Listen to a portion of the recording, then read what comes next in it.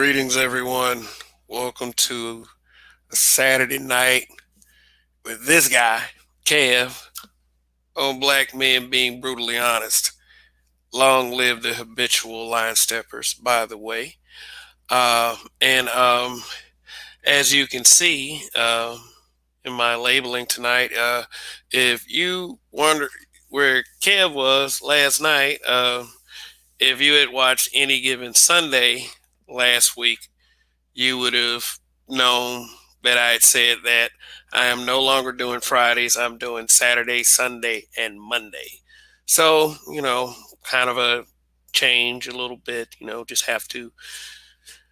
Friday, things go on Friday, and, just people need me. I'll just say that. So it's nice. So, anyway, thank you for being here. And as you walk in, go ahead and hit the like. And if it's your first time here, go ahead and hit that subscribe button.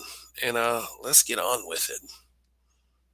Just make sure it's very important that you read what's scrolling across the bottom of your screen.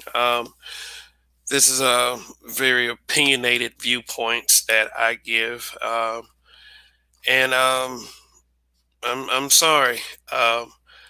I've stated this in the past and I'll state it again. I am not going to cater to people's feelings when I speak. Period. I don't care if you say I hate myself. I don't care if you say I hate black people. I don't care if you say I hate black women. I would use black men in this, but that's not important to anyone. That black men hate black men. Actually, that's a welcome kind of thing, if you ask me. Shoot, black men who constantly attack black men and hate on black men are often rewarded uh, with social stature. So I would want to peer into and explore this kind of mentality that you know that drives these very men and these very women to, if all else fails, blame black men. Whether you want to admit, I'm not trying to create a victimhood narrative for black men. We've always been able to take this shit. We've always been able to stand. For the most part, the more mentally stronger of us, we've always been able to stand on everyone else's words and crush them, which is a desire of mine to see more of in the black manosphere. You know what I'm saying. You got enough criticism coming your way. You got enough hate filled vitriol coming our way.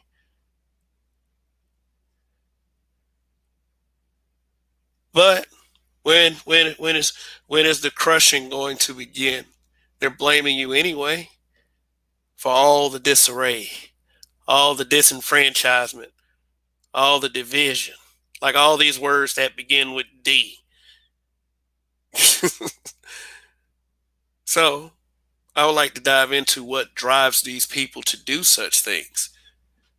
To have a constant hatred, a directional blame toward black men. Because, hey, let's face it, if it were all just on black men, basically pointing the finger, if everybody was just pointing the finger at black men with no pushback, I don't know, this might not even be an issue. The way this Western culture is shaped up, I seriously doubt it.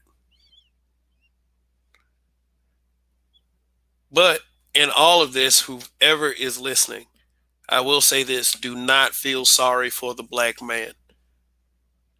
Do not, because we have to factor in all of it. I don't want you feeling sorry for the black man. I don't want a pity party. I don't want, I understand that, we have our difficulties, we have our issues, we have our problems, but the last thing I want a hater or a lover for that matter to do is come, come, come behind me while I'm sitting down and pondering on this shit and pat me on the head and say, everything is going to be okay, brother man. Nah, that's not a solution. You guys ask for solutions. It seems like the solution from the Blame Black Men Committee is for black men to shut the fuck up. That's basically what I heard out of Info Man last week. I get it. I get it. Who wants to babble all the time with no solutions? Who wants to complain about things that are easily solvable? The problem is, while they are easily solvable, no one wants to go that route because of the accountability piece. People would rather consistently embarrass themselves than to fix the problem after one embarrassing occurrence. Think about it. Constant embarrassment versus one embarrassing occurrence. One embarrassing occurrence, you might forget it depending on what it is. Constant embarrassment shit, you got to talk about it. Whether it comes from men or it comes from women. Let me give you one from men. Saggy pants. I've seen so much of that shit just kind of driving around today. I'm like, damn, brothers should be embarrassed, but they're not. And you can't tell them shit. You can't tell them a damn thing. Old man, fuck you, old man. Say, all right, whatever. I mean, it becomes not worth it at some point because I don't know. I watch the news. I watch what goes on around me, and it's a lot of stupid shit, and it always involves us. But they love to blame. They put that blame on the fathers, the dads, the guys who aren't there, the ghost, the boogeyman. They put that all on us. From the guy who isn't raised by a father, you know, to the guy that ends up shooting and killing another that looks like him. Yeah, they're all black men at the end of the day. I mean, according to uh, a culture indoctrinated with WS, no matter what age we are, we're all black men. Shit. Tamir Rice was a black man. MAN. They use MAN, black man. They want to make sure that you know who they are talking about. And it's the same two words coming from people who look different. See? And yet, I ask you not to pity us because it's just regular. I keep asking old people, why didn't black people fortify when we had the chance? I mean, I, for one, think that technology got too far away from us. I mean, we could do something, but that would require deprogramming a lot of us, which is the first thing we got to do. Because you can get to the promised land, and as soon as you get to the last inch and you almost make that step, you get a knife in your back. You turn around, person look just like you.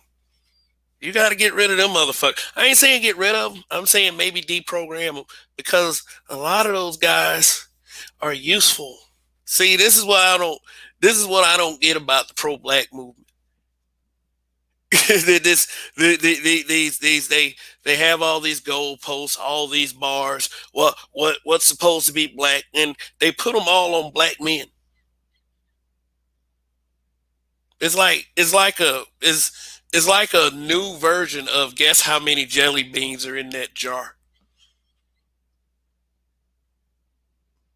In order to be a black man to them motherfuckers, you got to pass all these requirements. You got to audition. 2021. Guess how many jelly beans are in the jar? From people that look like you. They ain't got to even have. And then they act like, oh, well, you can't do this in front of white folk. I mean, shit. You taking pages out of their book. And I mean, like the whole, like that's an analogy. You got to be married to a black woman. if you're married to a black woman, you got to have the rhetoric. Oh, I love the black woman. I'll never blame her for anything. I blame the black man for everything. Everything starts with the man. Blah, blah, blah, blah, blah.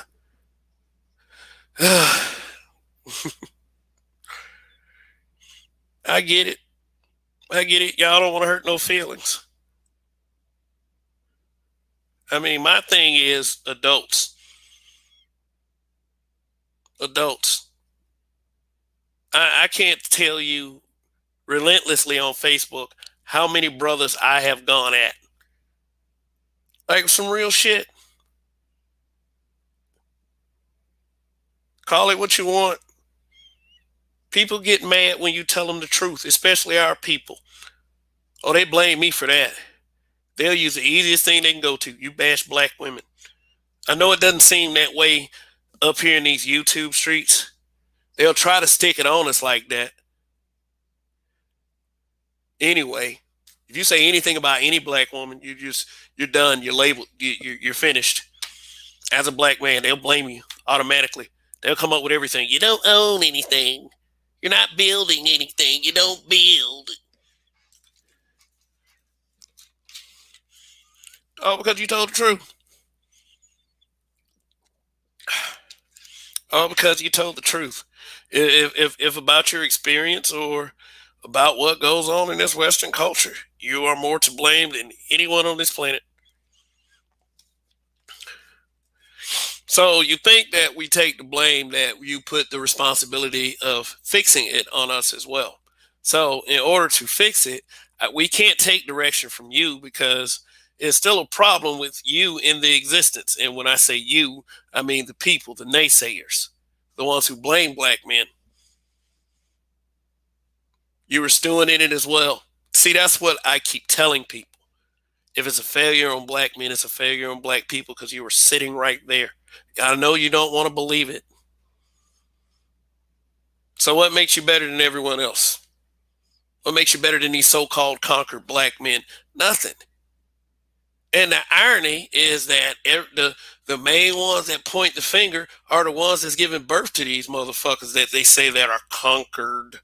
I don't know. I just don't feel conquered. I don't. I can't walk around feeling conquered. Why would anyone want to ask me to walk around feeling conquered? You're a conquered black man. God damn it. You shut up. You don't say anything. You sit down. No, I'm not going to do it. I'm not going to go. I can't walk around conquered. I wouldn't ask any black man to walk around feeling conquered. For what? That's insulting. That's degrading. That's dehumanizing. Yeah.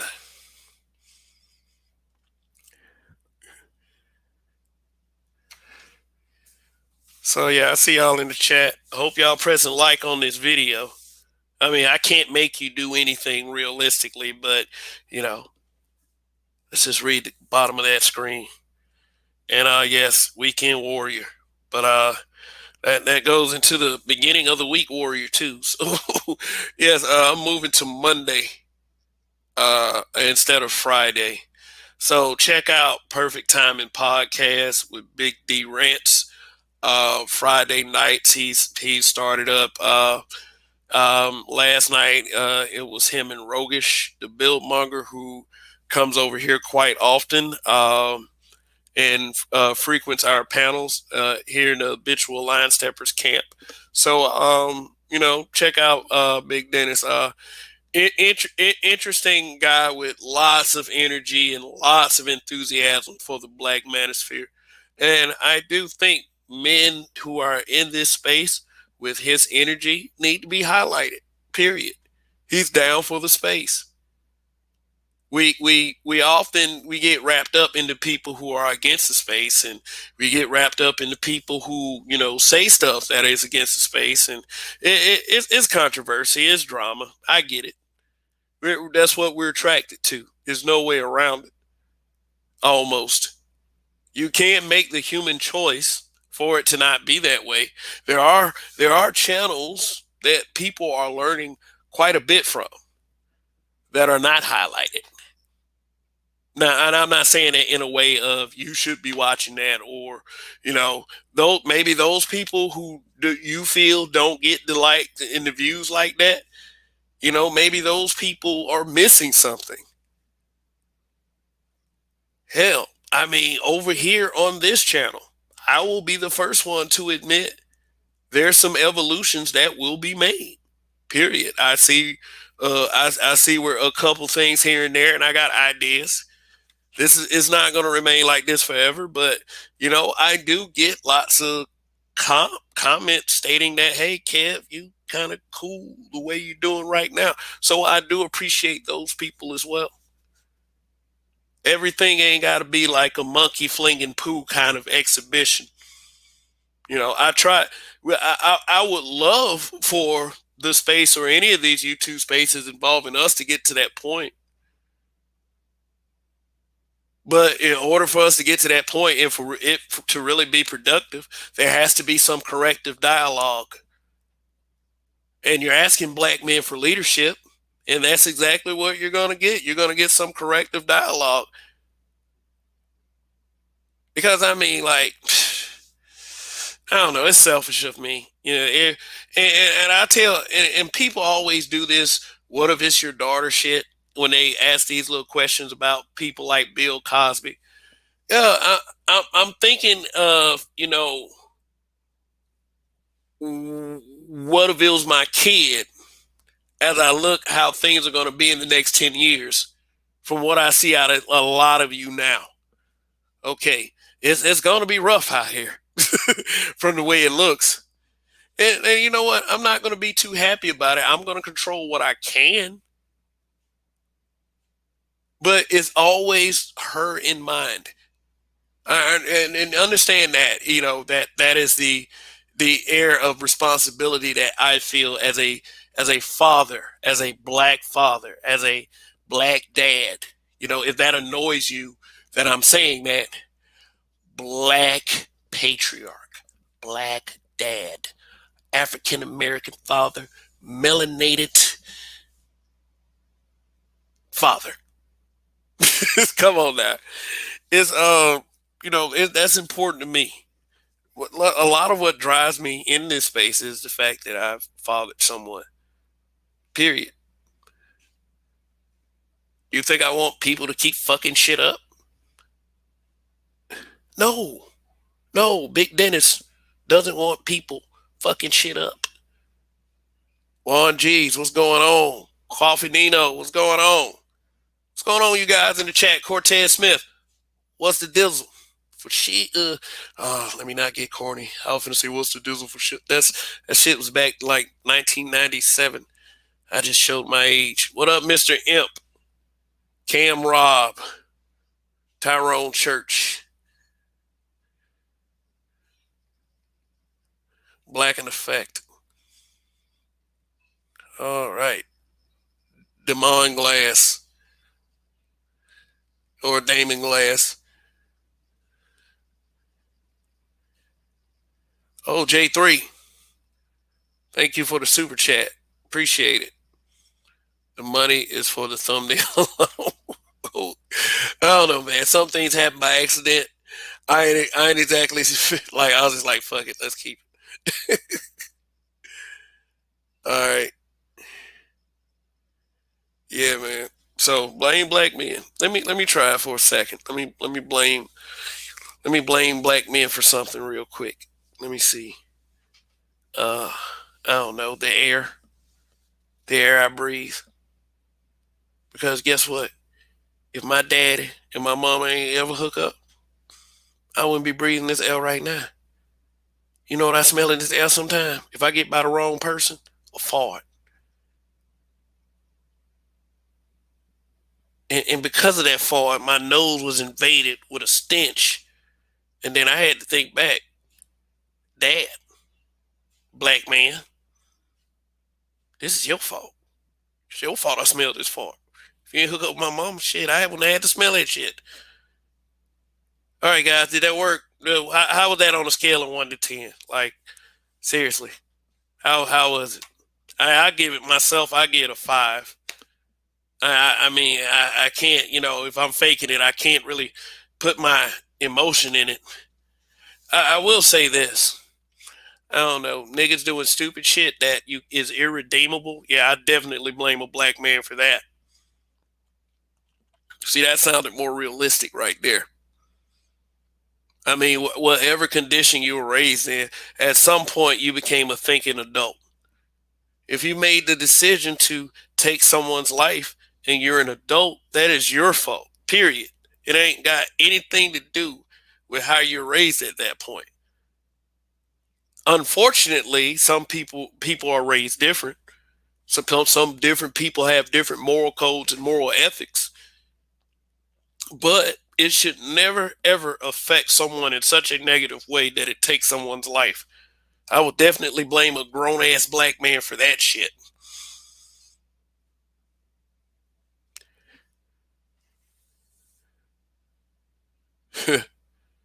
J Naru 226, yeah. I hope you're friendly.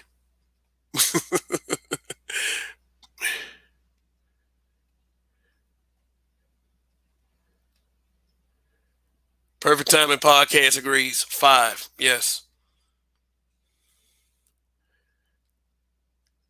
Cortez Smith. I blame black men for all those well behaved mixed guys in the NBA draft.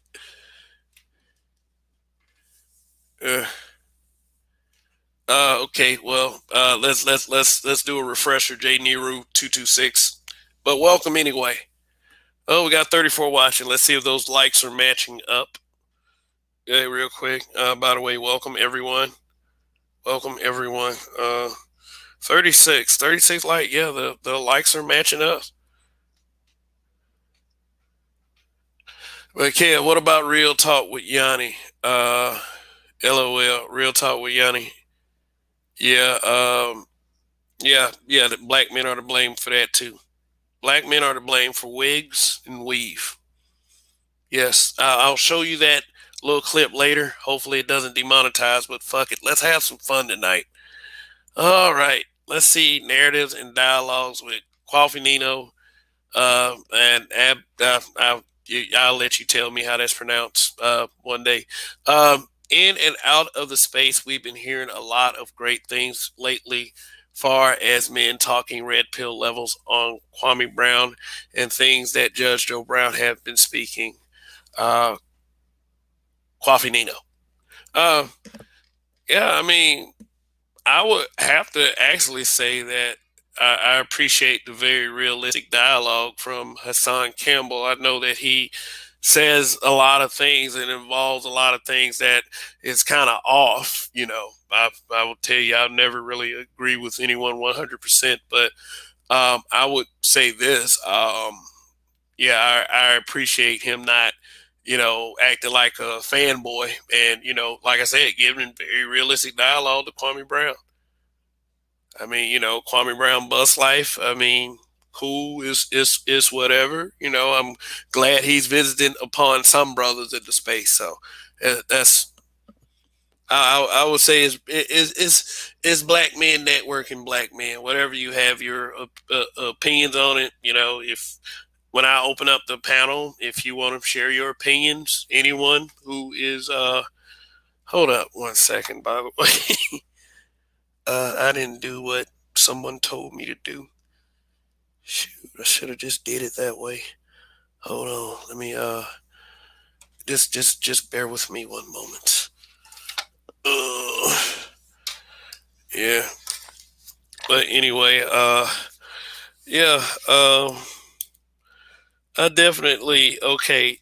Let's say we take this little narrative literally right here. The whole black father who isn't there. Now, granted, you could be there. Um, Shout out to Bro Rob. What's going on? Granted, if you could be there as a black father and you choose not to be, yes, you are totally to blame. Um, what's got to be egg on your face is when you're not there and the kid turns out great. So there was never any kind of way of knowing that if you being there could have had a positive impact or a negative impact. So I don't know, glass half full on that one. But I'm not saying like a father not being there is obviously a bad thing because stats and percentages don't favor when fathers are not there. So you have to look at other elements that are in that situation that we do quite often hear from guys in this space, as they say, the whole blame black women's thing.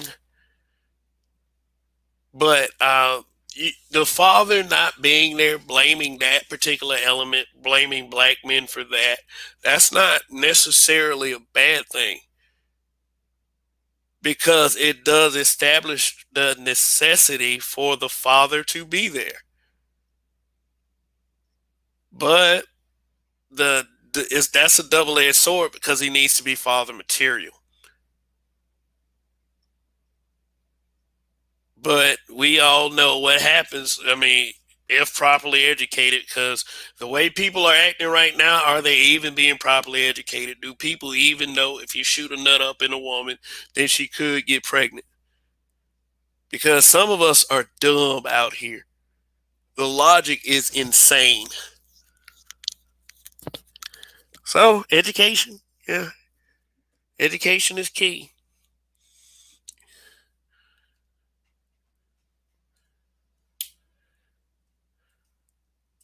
Edward Anderson, what's going on? The Roger Report live.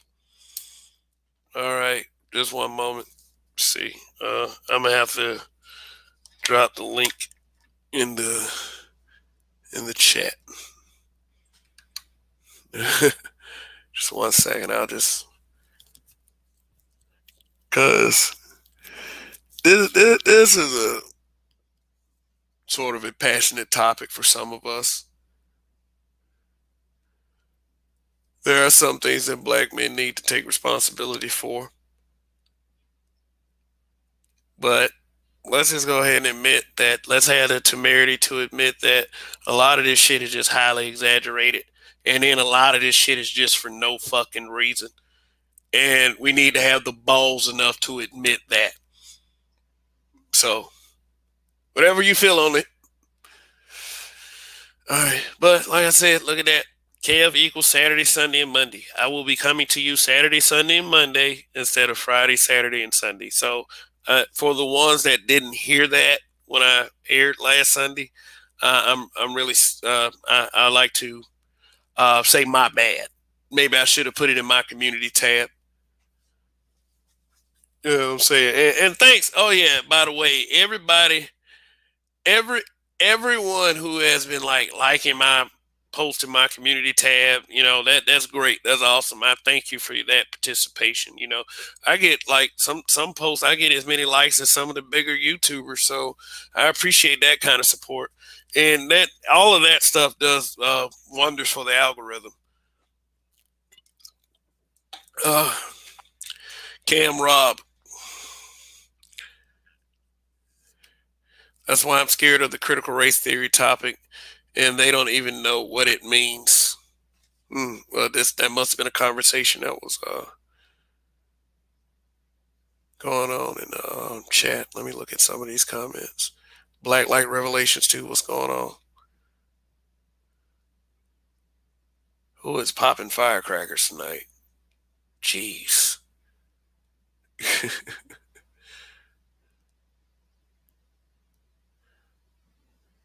Shit. So, everybody having a good week? Black Warrior Spirit.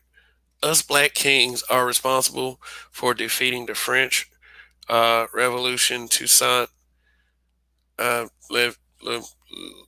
literature. King Shaka Zulu defeated the Europeans. Hannibal defeated the Romans, etc. Mansa Musa's the richest African. Yeah, the richest man in history of everything. So, Mr. Z. What's going on, Kev? What's up? What's up? What's up, man? Mhm. I take it that you are a car guy. It would seem so. I think my mom and my girlfriend and my sisters and my dad would probably agree with you on that I have a problem. A problem I have a problem. is it a good problem? Damn, you would say, or I'm looking for Elon Musk because I gotta choke him out real quick. He's about to put an end to my combustion engines, and I'm highly upset. No, I'm joking. okay. But yeah, man. So great topic. I wanted to shout out your weekday rival real quick, and shout out Raj in the comments. Um, in BGS, because between all of you and Charles and other black men in this manosphere, in the black manosphere, y'all have definitely given us a space to have these type of conversations and to bring data and facts and put history into context in a way that has really put these blame black men for everything people, including some black men.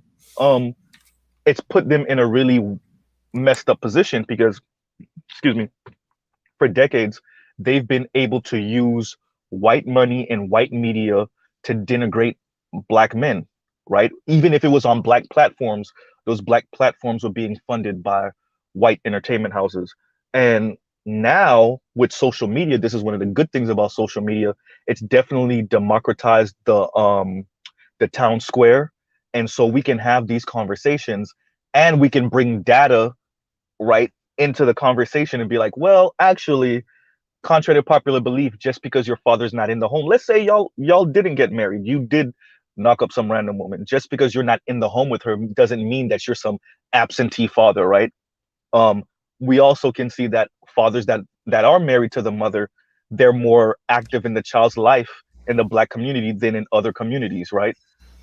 We see how often these fathers are going up parent teacher conferences. We see how often they're showing up during football games and basketball games. We're seeing that like all the things that were said negatively about black men all through the 80s and the 90s, especially in the early 2000s, all of that shit's crap, right? That's just, it's just Well, not. we know it's Go ahead. crap, but you know, just like you Mhm, said, for all of those guys who come with the hate, you just get mhm, keep gotta we just gotta keep hammering them with it. Is mhm, I mean, there's no way around it. That's why it's so frustrating for them.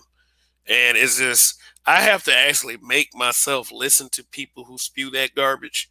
Like it's so annoying to me. It's like, I hate it, but I make myself no, I have to make myself listen to it, in mhm, order to try to understand where they're coming from. And it's just rah rah rah rah rah rah. It's just it's the same shit that I've been like railing against ever since Facebook. Just this self victimization, mhm, and slanderous lies and bullshit. How can you do good against lies and bullshit? You can't argue against idiots. Is and this is what we're dealing with. We're dealing with idiots with excuse me. narratives that seem to be somewhat put together quite intricately. Well, it okay. So the best way I can explain it, I said this on Roger's show a couple months ago, and I have to say it here in this space. A lot of this come down to, and excuse my language, I gotta be a little bit vulgar. If y'all got kids, cover their ears real quick. It has to do where black men put their dick. Black women are incensed that they may not be always, they don't always get first right of refusal. Everything stems from where black men put our penises. The fact that you have the unmitigated gall to maybe want to pipe a white woman or a Latina or an Asian, they played. I don't think we really understand how much that enrages black women because in their mind it's like, wait a minute, so we were on the slave plantation with you, we went through Jim Crow with you, and you got the unmitigated gall to maybe marry Becky, especially rich niggas. Oh my god, there's no words to describe the rage of black women when they see a rich brother that they find attractive with a non-black woman. Oh man, even if they don't find you attractive, they still want to be able to eat off that money. But then if they do find you attractive, the the level of resentment that they have, right? Just think about somebody like Michael B. Jordan when there was rumors that he was maybe dating one of these um racially ambiguous women. I can't remember what her name was, but I don't think she was fully white, but either way. And they were livid, right? Because wait a minute, he's a rich dude that I find attractive, and he's not with a Lonnie Love looking sister. Right. Like, so everything stems from that. Then it goes to, oh well, black men aren't good fathers, black men aren't good husbands, black men aren't good baby fathers, all it all stems down from that. But the number one issue, and they keep on playing it down now because they now that we live in an international world, it makes them look really um foolish and childish that that's their number one concern. But it's still their number one concern. They just talk about all the other stuff like that's what they really care about.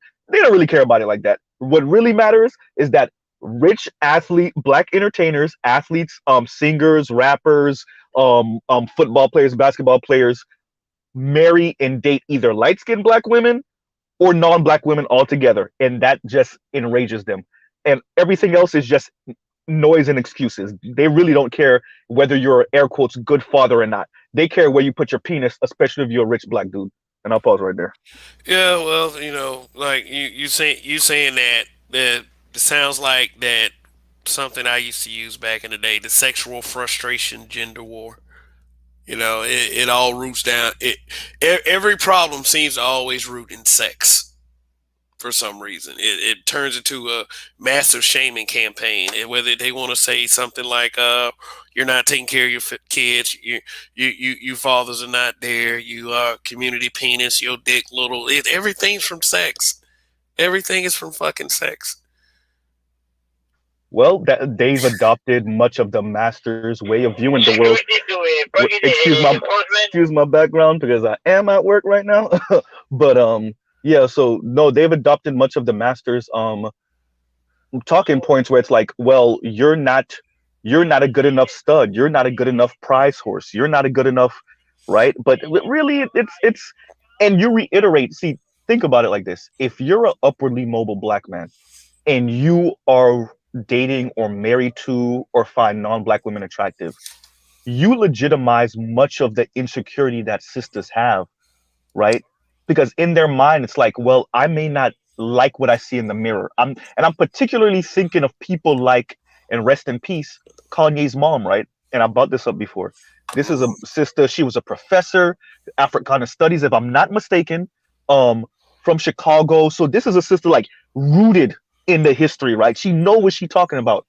But even with that, she could not deal with the fact that she went to California and saw all them blonde, blue-eyed women, right, who done been nipped and tucked here, and they got like these perfectly sculpted white bodies, and they got Botox in their forehead for days, and she couldn't deal with that to the point where even though the doctors told her no, Miss Wet, you can't have these surgeries, she did it anyway, right? Yeah. You see what I'm saying? So because and then your son is out here with like these type of looking women on top of that. So that insecurity was legitimized when she went to California, right? When she saw the type of people that Kanye had her around. It's the same thing with many of our sisters. Like they already feel a certain way, and then the second a brother in their high school or in their college walks up with Becky, right, or walks up with Kim Kardashian, or walks up with Amber Rose, or any one of those type of looks, that just is in their mind. It just legitimizes like, okay, I'm undesirable,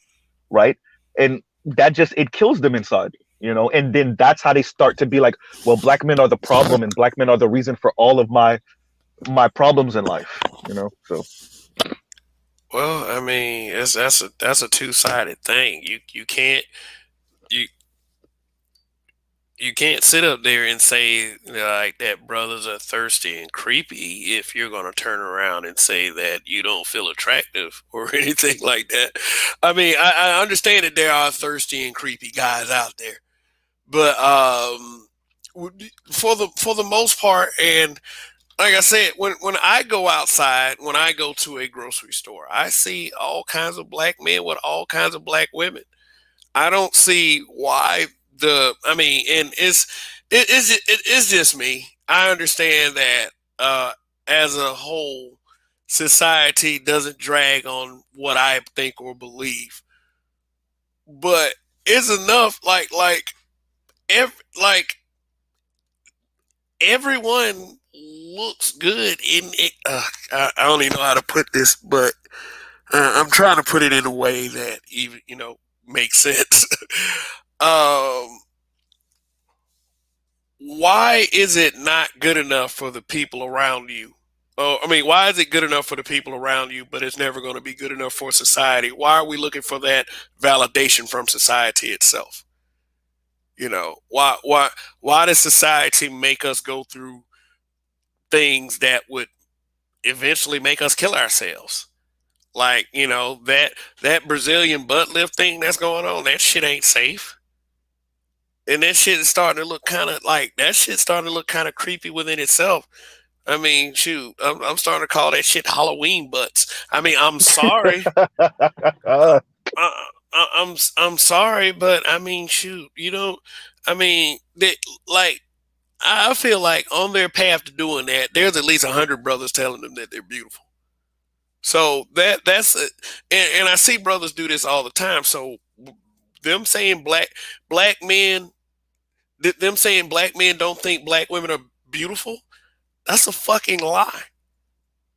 They're the majority of the we love black women. We still love black women. We think black women are beautiful, and it's never ever good enough. Never. Why? Because of that whole thing that we're the conquered male, we're the defeated male. Kev, I left you a message in the back chat. Read that real Yeah, quick. yeah. Go ahead, go ahead, and you have to clarify with me what that is. Okay, so there's a channel on YouTube called Wisecrack, and this is me kind of speaking to what you were speaking to, and they and I spoke to Nameless about this because I sent it to him, and on one of the episodes they cover the show Malcolm in the Middle, and they're covering kind of what made Malcolm in the Middle so special, and it was that it was more accurately portraying a lower middle class life, right? It wasn't talking middle class, but then showing you upper middle class to maybe even rich. Now, as Wisecrack the channel was covering that Malcolm in the Middle, they kind of went off to the side and spoke about why you don't see that many shows that accurately portray middle class lifestyle. And they spoke about advertisers, who wants to go buy a $200 vacuum when you just watched a show where they're actually showing you some of the struggles of like middle class and lower middle class financially, right? So they go to the advertisers and they talk about how advertisers targeted children all through the 80s and the 90s, and particularly girls, and even more particularly preteen girls, right? Now, if you're a white woman and a white girl in the 80s and the 90s, there's more of a likeliness that you might be able to live up to this lifestyle that's being portrayed all through Disney Channel, Nickelodeon, because the men that you are closely related to or friends with, or who you might marry in the future, they have that type of wealth, that type of familial wealth to potentially put you in that solidly upper middle class life.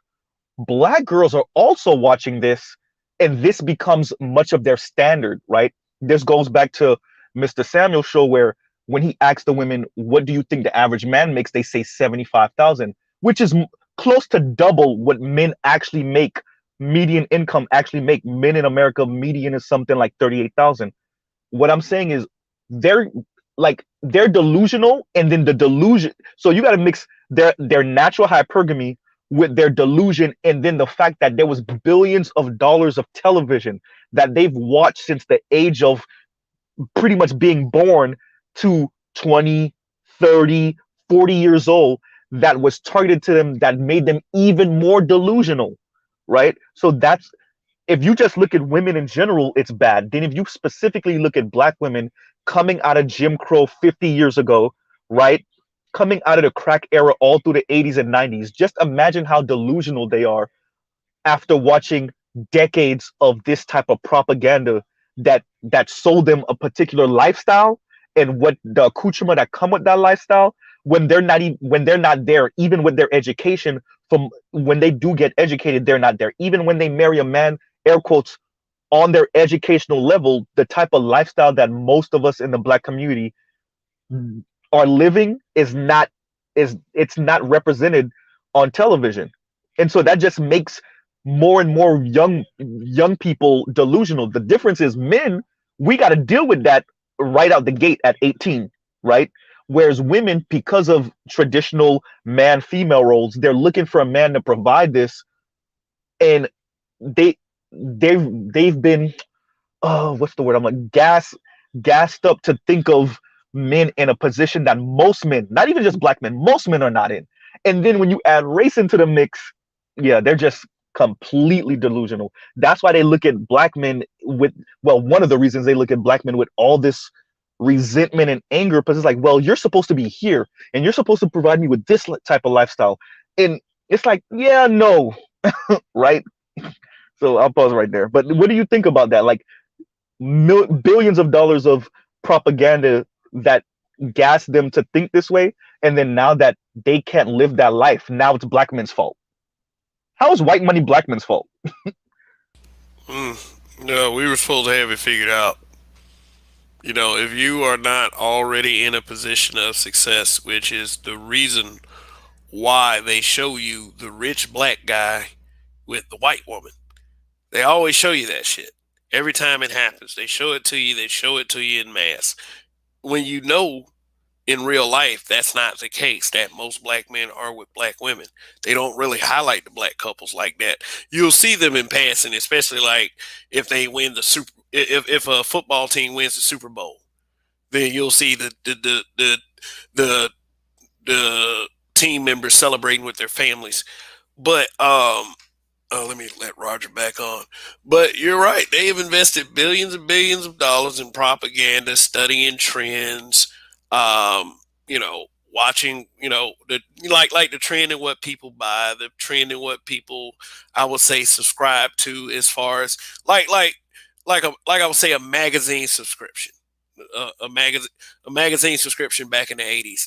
They looked at all of this stuff. They looked at what we were taking in, and they used it against us.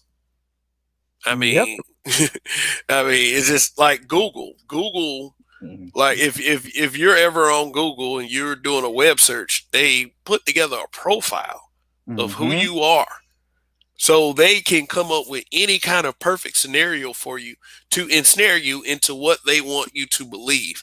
And the mentally weaker are going to be the ones that fall for this the worst. Do you know how you Mm-hmm. know these people? Because you run into these people on the platform every day.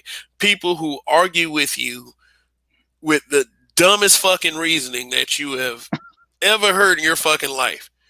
And the fact that they can get dozens of motherfuckers to accept this dumbass reasoning, yes, Mm-hmm. that billions of dollars is well spent as far as they're concerned. Could I bring this up real quick before you go, Raj? Um Kev and Raj, do y'all remember, was it earlier this year? No, it was late last year. Late last year after Biden got elected. Remember there was leaked audio of him meeting with, and it might have been, I don't know, me and BGS had a conversation. We don't know if it was really leaked or he probably let that shit leak on purpose, but the leaked audio when he was talking to all the so-called civil rights leaders, and he was talking to them real like disparagingly and kind of wagging his finger at them. There was a part of that leaked audio where he said, look at all these biracial, I think he either said biracial or interracial commercials, and he was speaking on it like that was progress. Like, look, all these interracial commercials speaks to the nation progressing. And I thought about all those commercials that have been coming about over the past few years that depict particularly black women with white men. Now, when you look at the data of interracial marriages and relationships, quite frankly, that's barely a blimp on the radar. That's like a non-thing.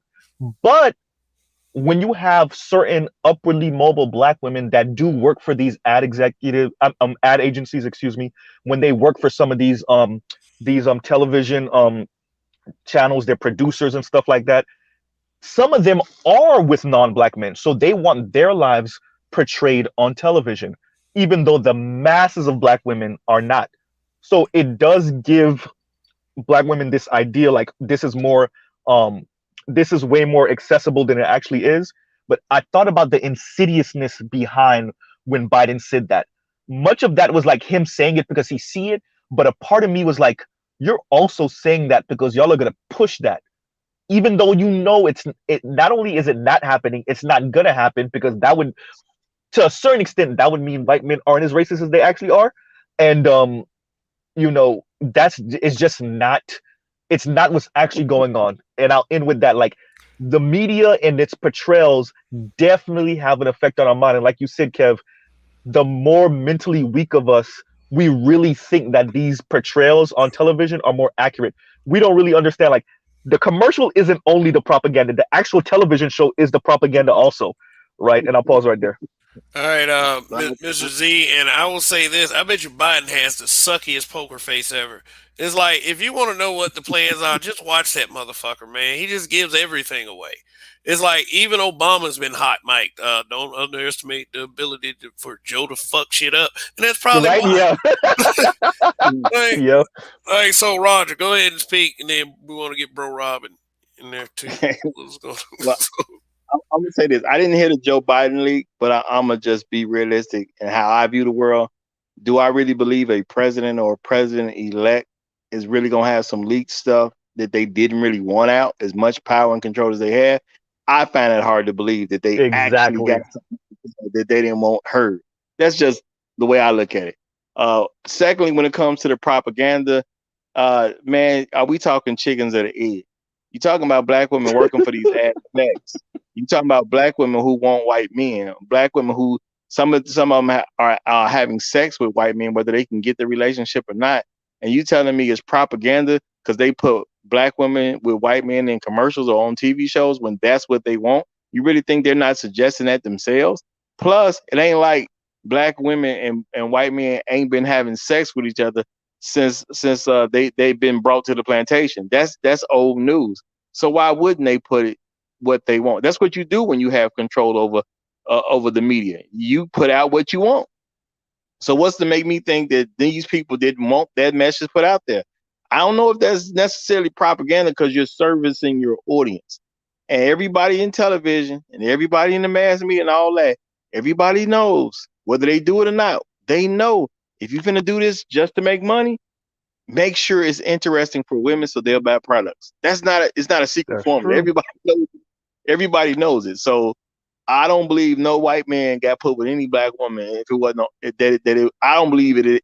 I don't believe in it as propaganda at all. That's just people putting up what they wanted to put up there because it does service the customer. Who is the customer? The black woman. You know what I'm saying? That's how black folks have always been seen. Don't worry about what the men want. Just get into what the women want, and you can sell some products. Yeah, You Tyler know what I'm Perry saying? figured it out. Exactly. You know what I'm saying? I can't tell you the last time I saw a commercial of any kind that was geared toward a black man. You know what I'm saying? No, matter of fact, I did actually happen to see one. Never heard of them before I saw it, but I ain't seen. But before that, I can't. That might have been the decade or more ago since I seen a commercial directed toward a black man that It didn't. wasn't on That ESPN neither, wasn't Rush. no. I was nothing. None that wasn't for a black man that didn't direct him to go to the military. There's only commercials I see directed to a black man. Go Uh-oh. to the military. But I'm gonna leave it right there. We got Bro Rob up, so I'm gonna leave it there for now. So how you doing, Bro Rob? Thanks Man, for I'm coming up all to. yes, sir. I'm all good, man. I'm all good. My bad for cutting you off. No problem. Just welcome to the panel, man. What's going on? Man, nothing much. I had seen the title, that's what attracted me. And you know, I wanted to come and I was listening and I just wanted to come and drop a couple of little things about history that I feel like would take the narrative to a more contextual point of view when you start talking about history. You know what I'm saying? Um, the blame black men for everything narrative. You know, that has been around for a long time. You know, um, it's a documentary and also a book. It's called Without Sanctuary. You familiar with this, brother? Without Sanctuary? Without sanctuary, I feel like I should, but I don't. Okay. I'm writing it down. Okay. Well, yeah. This Caucasian man, I can't recall his name right at this moment, but he documents how white women lied on black men. Um, whether they lied or not, they said that they got raped.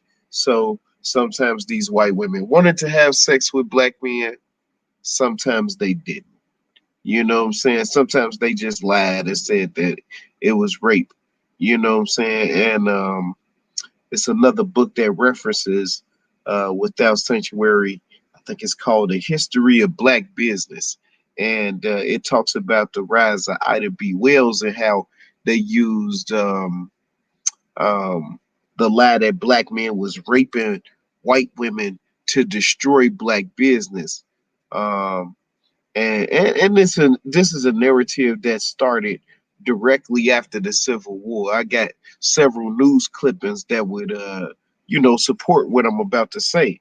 It has been a protracted war against the image of black men ever since 1865. We have to take that into account. And uh, if you look at um, you know, more contemporary history, you're looking at the 70s. We have to look at the fallout of Vietnam, and then we got these black men that didn't go to Vietnam that's in these urban areas, right? Where they took all of the manufacturing out of the United States, which created a vacuum, right? You'd have left the South, you in Detroit, you know, damn, you just lost your job. How you gonna support your family, right? All these things affect men, especially how society was set up at that time, right?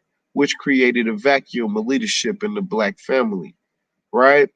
After Vietnam, what happens next? Right? Crack hits, and the crack era.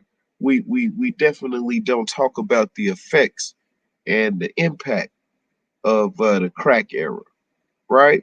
But after following the crack era, then you have mass incarceration, right? The Republicans wanted to get tough on crime. The Democrats, Democrats, however you want to describe them, followed right suit with them. Joe Biden, and Hillary Clinton at this time, calling us super predators. Do you see what I mean? It has been a protracted war on the image of black men. The FBI had a document that the Weather Report found that said that they wanted to stop the rise of the next black messiah. And if you look at it, right, they locked up David Barksdale, Larry Hoover, and Chief Mali, and assassinated Fred Hampton, all within a very short period of time. What am I talking about? I'm talking about all these systems working against our people. And so now that we have an understanding of that, I would say that it's important that we control the narrative. You know, I think that's very important. And I'm a history teacher. Yeah, I ain't gonna lie to y'all. I do romanticize our history a little bit. You know what I'm saying? Especially our ancient history, just a little bit.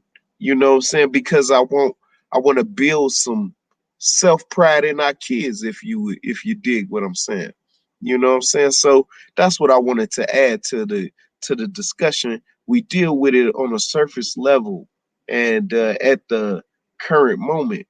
But if we were to add a historical context to this conversation, it leads to a discussion on the psyche of men and women at this time and how we got here. And once we understand that, man, I think we can make better plans going forward. I know it was a little long winded, but that's the point I wanted to get out.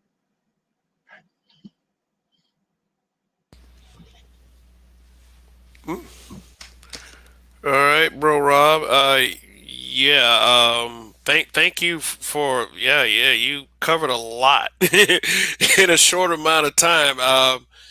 Yeah, I do understand. Yes, the context of the history of how we got here has to be used, and the thing that we have to look at with an open mind is the eventual demoralization of the black man's image, and that's still in effect today.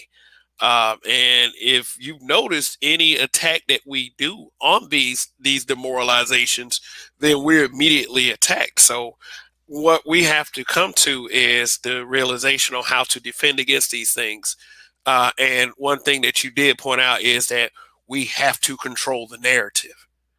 I do blame us somewhat for letting this slip out of our control, because when we could have affected some change and got behind some people that could have helped us, have this kind of muscle, we didn't. We didn't, and it was like we chose like very stupid reasons not to. Like, say for instance, and a lot of people probably wouldn't agree with me on this, but a lot of people would. Many did not get behind Byron Allen, when he was making his push, and he lost anyway. But it's important that we understand why those things happen, so we can work on them not happening again. And I do believe that we as black men, we have to go to certain drawing boards in order to get this process going. And one of the ways I've been seeing that, that could give us some hope in making some headway and progress is spaces like this.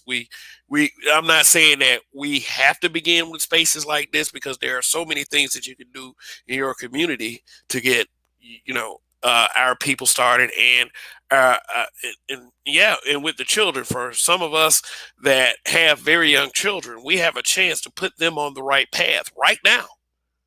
As a matter of fact, no time like the present. Right now, we have the chance to do all of that. We have the chance to do all of that, but we have to understand and definitely not forget how we got to this point. And yes, it does take it does take a for even if we got to do it ourselves, we have to educate. We have to educate ourselves. We have to educate our people properly. So, uh, yeah, I just wanted to. Well, well, I think spaces like this are extremely necessary, and it might be the beginning to. Matter of fact, I do see it as the beginning to the thing that actually works. Because we didn't try stuff for a long time. We made progress with stuff, and because we were, from a collective standpoint, dumb enough to stop doing the stuff that was working, that's what got us where we are now. We knew what to do back in the day. People didn't question what we needed to do back in the day. We just had, truth be told, we just had a bunch of rebellious women that got things pushed into a different direction because they wanted to be under white man's leadership instead of doing the things that actually work. When we were going through Jim Crow, we were blossoming as a people, period. We figured out what to do. We made the stuff happen, and we should have kept going in that direction.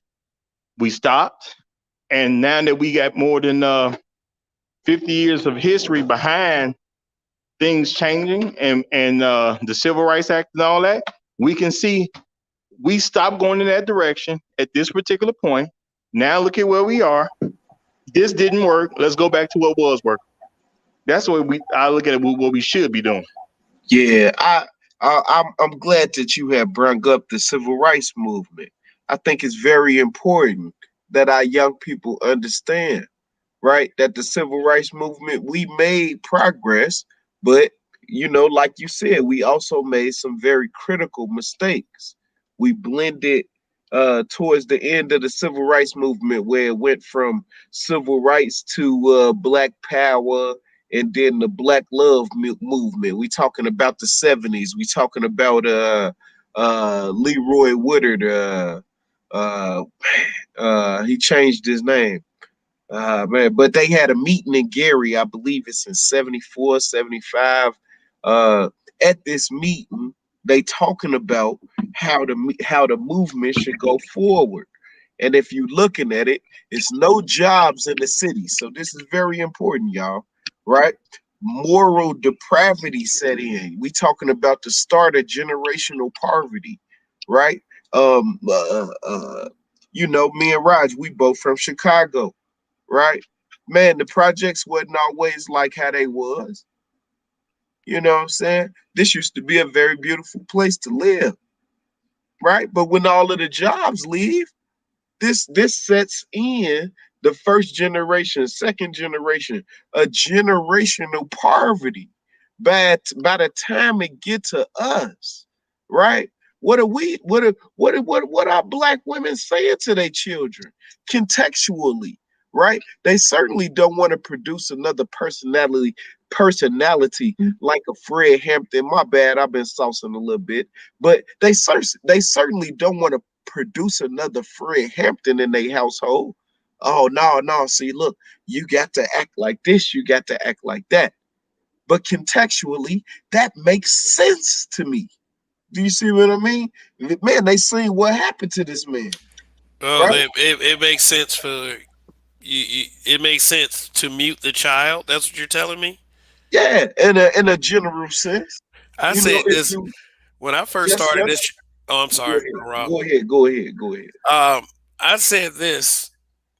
Oh, like around when I first started this channel, that the women did not want the brothers, like their sons, to speak out because of what was happening to guys like Fred Hampton, Malcolm X, Martin Luther King, any Medgar Evers, any black man that spoke out. So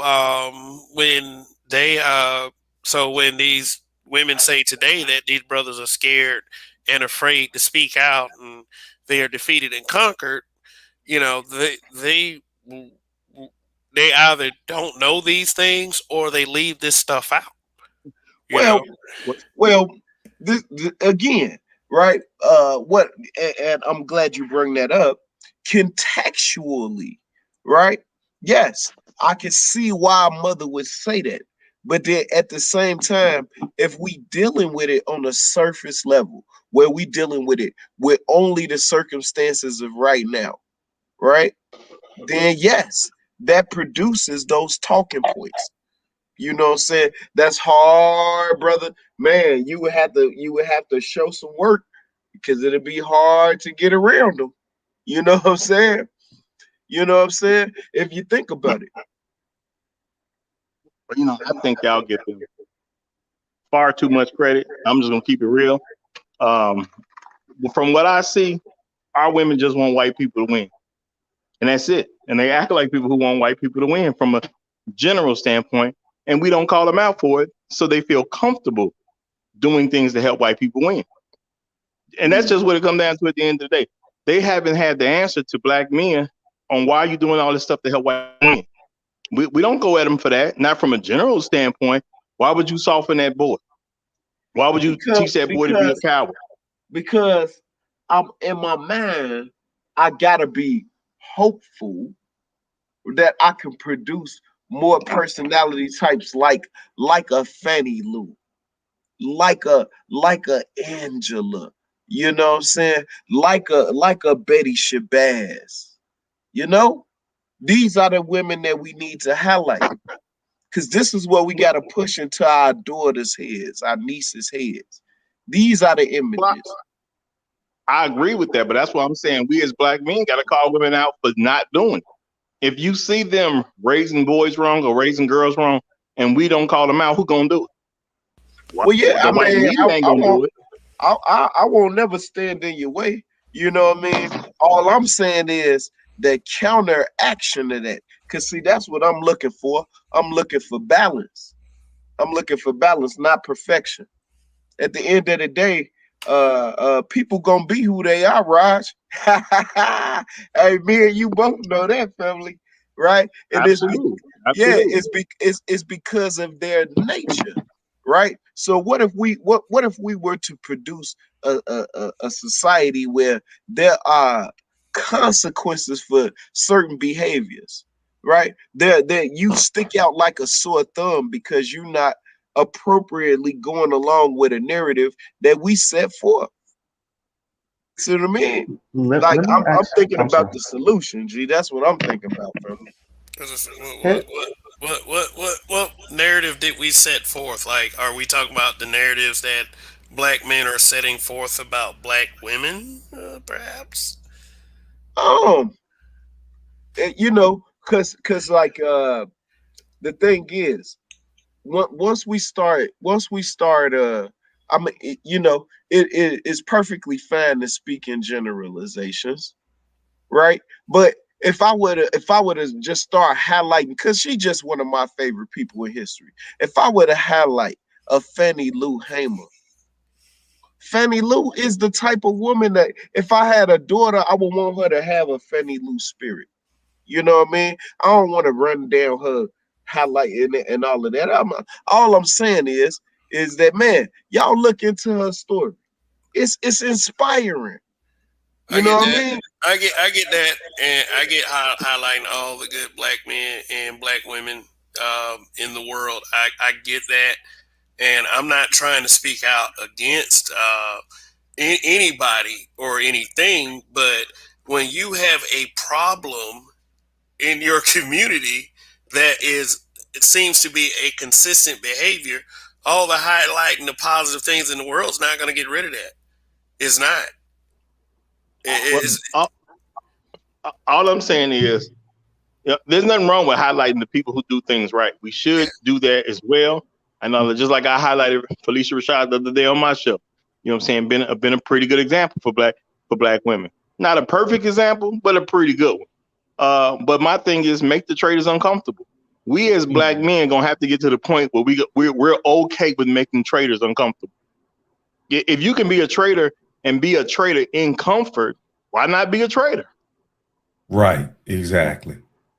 you know, I wanted to talk about the Civil War because Bro Rob brought it up, and the Civil War never ended, y'all.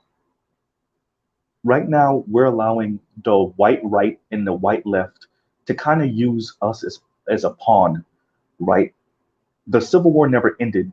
As a battle, as a physical battle, it kind of did.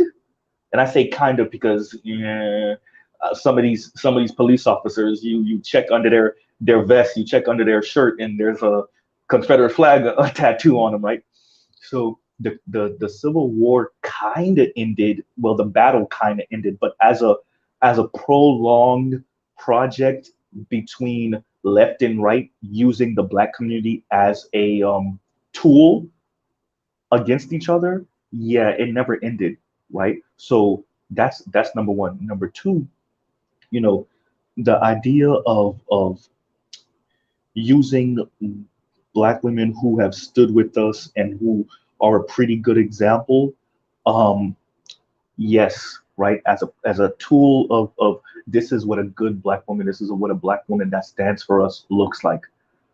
But with that, there has to also be the acknowledgement that many black women are just not in that headspace, right? Educated or not, they're just not there, and they don't care to be there.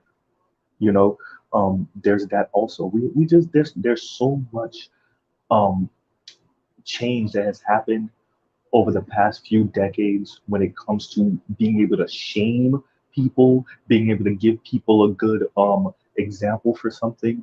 I think what ends up happening is you get into this weird and many of you have heard this term before, this struggle of conversation. And when you peel that back, you'll see them saying like, yo, I'm not advocating for brothers no more. I don't care.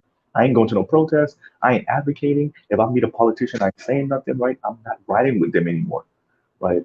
And so highlighting the They Felicia. Go they ahead, go ahead. stopped in the '60s, man. They stopped in the '60s. But go Well, ahead. yeah, yeah, no, no, but yeah, no, no, but what you're saying is true, and I think highlighting the Felicia Rashad, that definitely helps us in our advocacy for ourselves, right? You're The right. Toyas, the Kareem, Henrys, the women like that come into this space, and that the cats that come into the male space and they ride with us, we need to promote them more and more often. But go back to the Civil War. That's yeah, we're still in a Civil War. We are still in a Civil War as evidenced by January 6th. Right. And Right. one of the problems, I just wanted to say one of the problems that um, we kind of have is that the young women don't necessarily connect with the Felicia Rashads. They don't understand the basics of what makes a good woman a good woman. Um, and Kev and Roger and you guys, thank you for letting me come on too. I love this platform. I love what you do. I'm a fan, and thank you very much. I appreciate it. All right, no problem, no problem. And I'm gonna give you a very, very recent example of what you just mentioned, Solon Black. And thanks for coming up, by the way, and participating.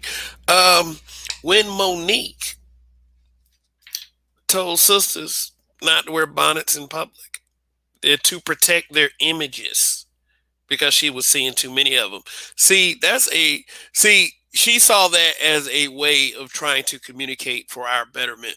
And how did we react as a people, both male and female? It went React, at her. yeah, went at her. We even had bros in bonnets, which I mean, I will have to highlight that as weird, and brothers should never do that, ever. Man, I'm so glad you brought that up. Right? Here go the thing. What's wrong with promoting dignity?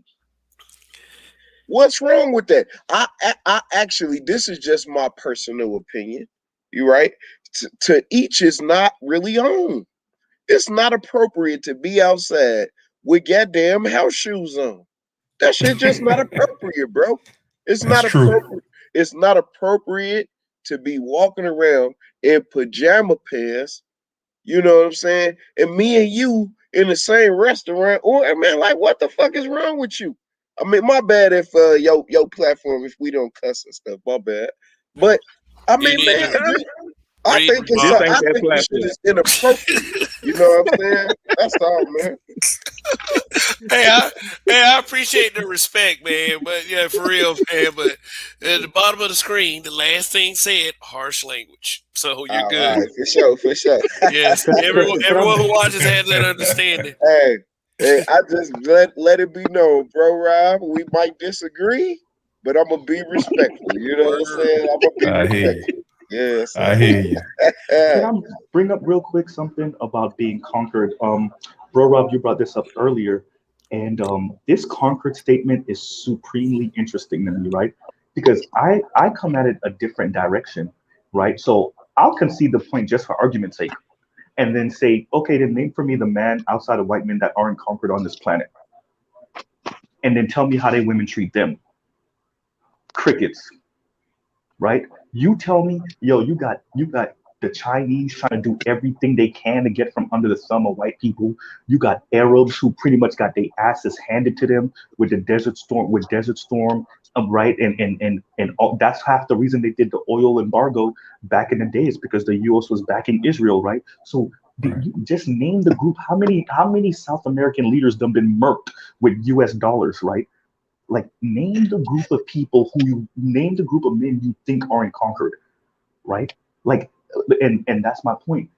If if we're conquered, which I once again I concede the point just for argument's sake, if we're conquered, then name me the group of women that aren't riding with their men all through that, and that It, name me the group of women that sound like black women when it comes to this conversation. Like, you know what it sounds like to me, and I'll end with this.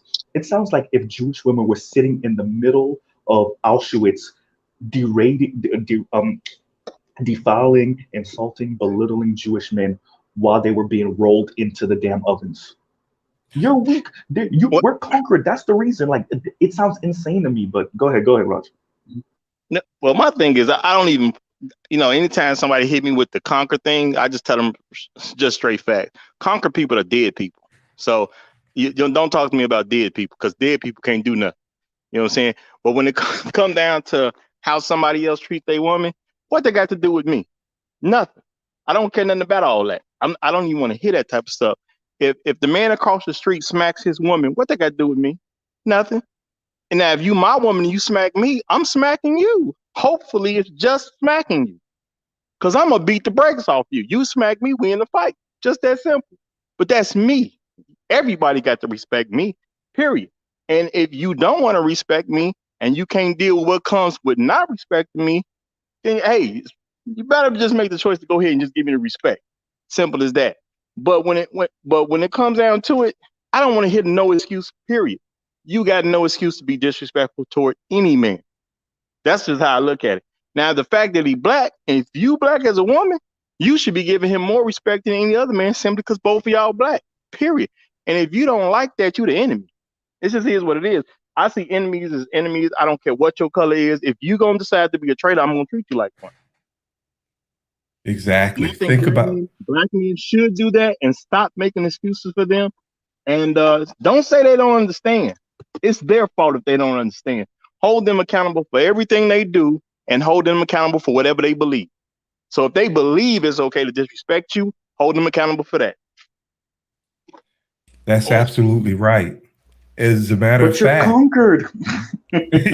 but as a matter of fact, think about this the wonderful video that BGS did breaking down the numbers of women who are single mothers and the number of brothers who are have children. That was so illuminating. I mean, I don't know if you guys got a chance to watch this video, but man, it hit me like a sledgehammer, because that means a lot of times we as Black men have been made scapegoats, okay?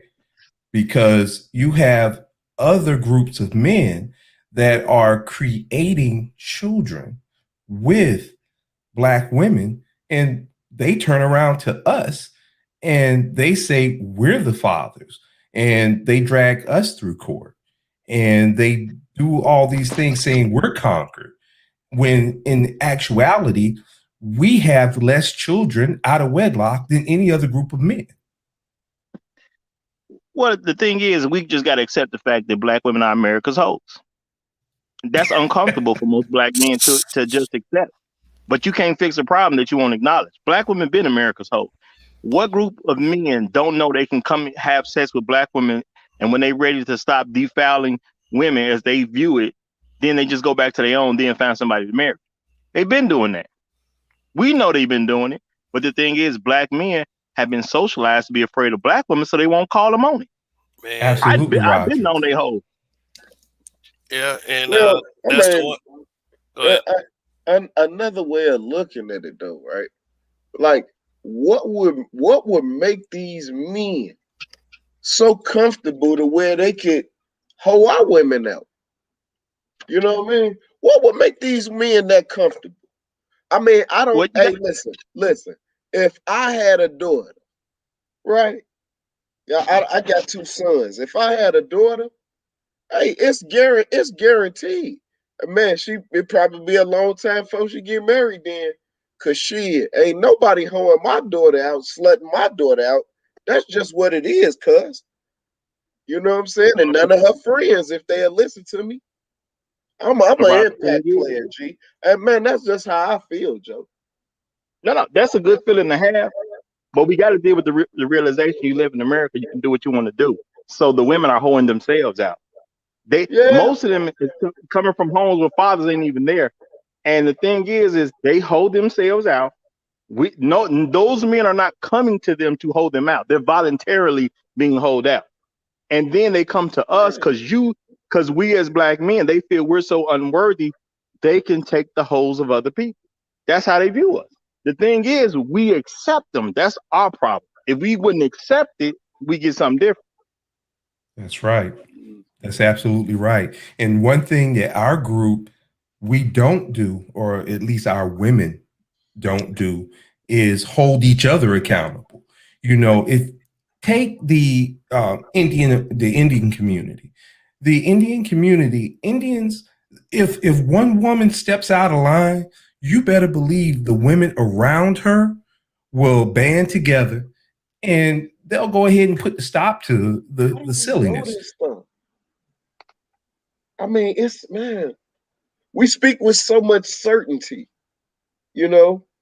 How do we know this stuff? Like it's amazing how, you know, perilous we view our own.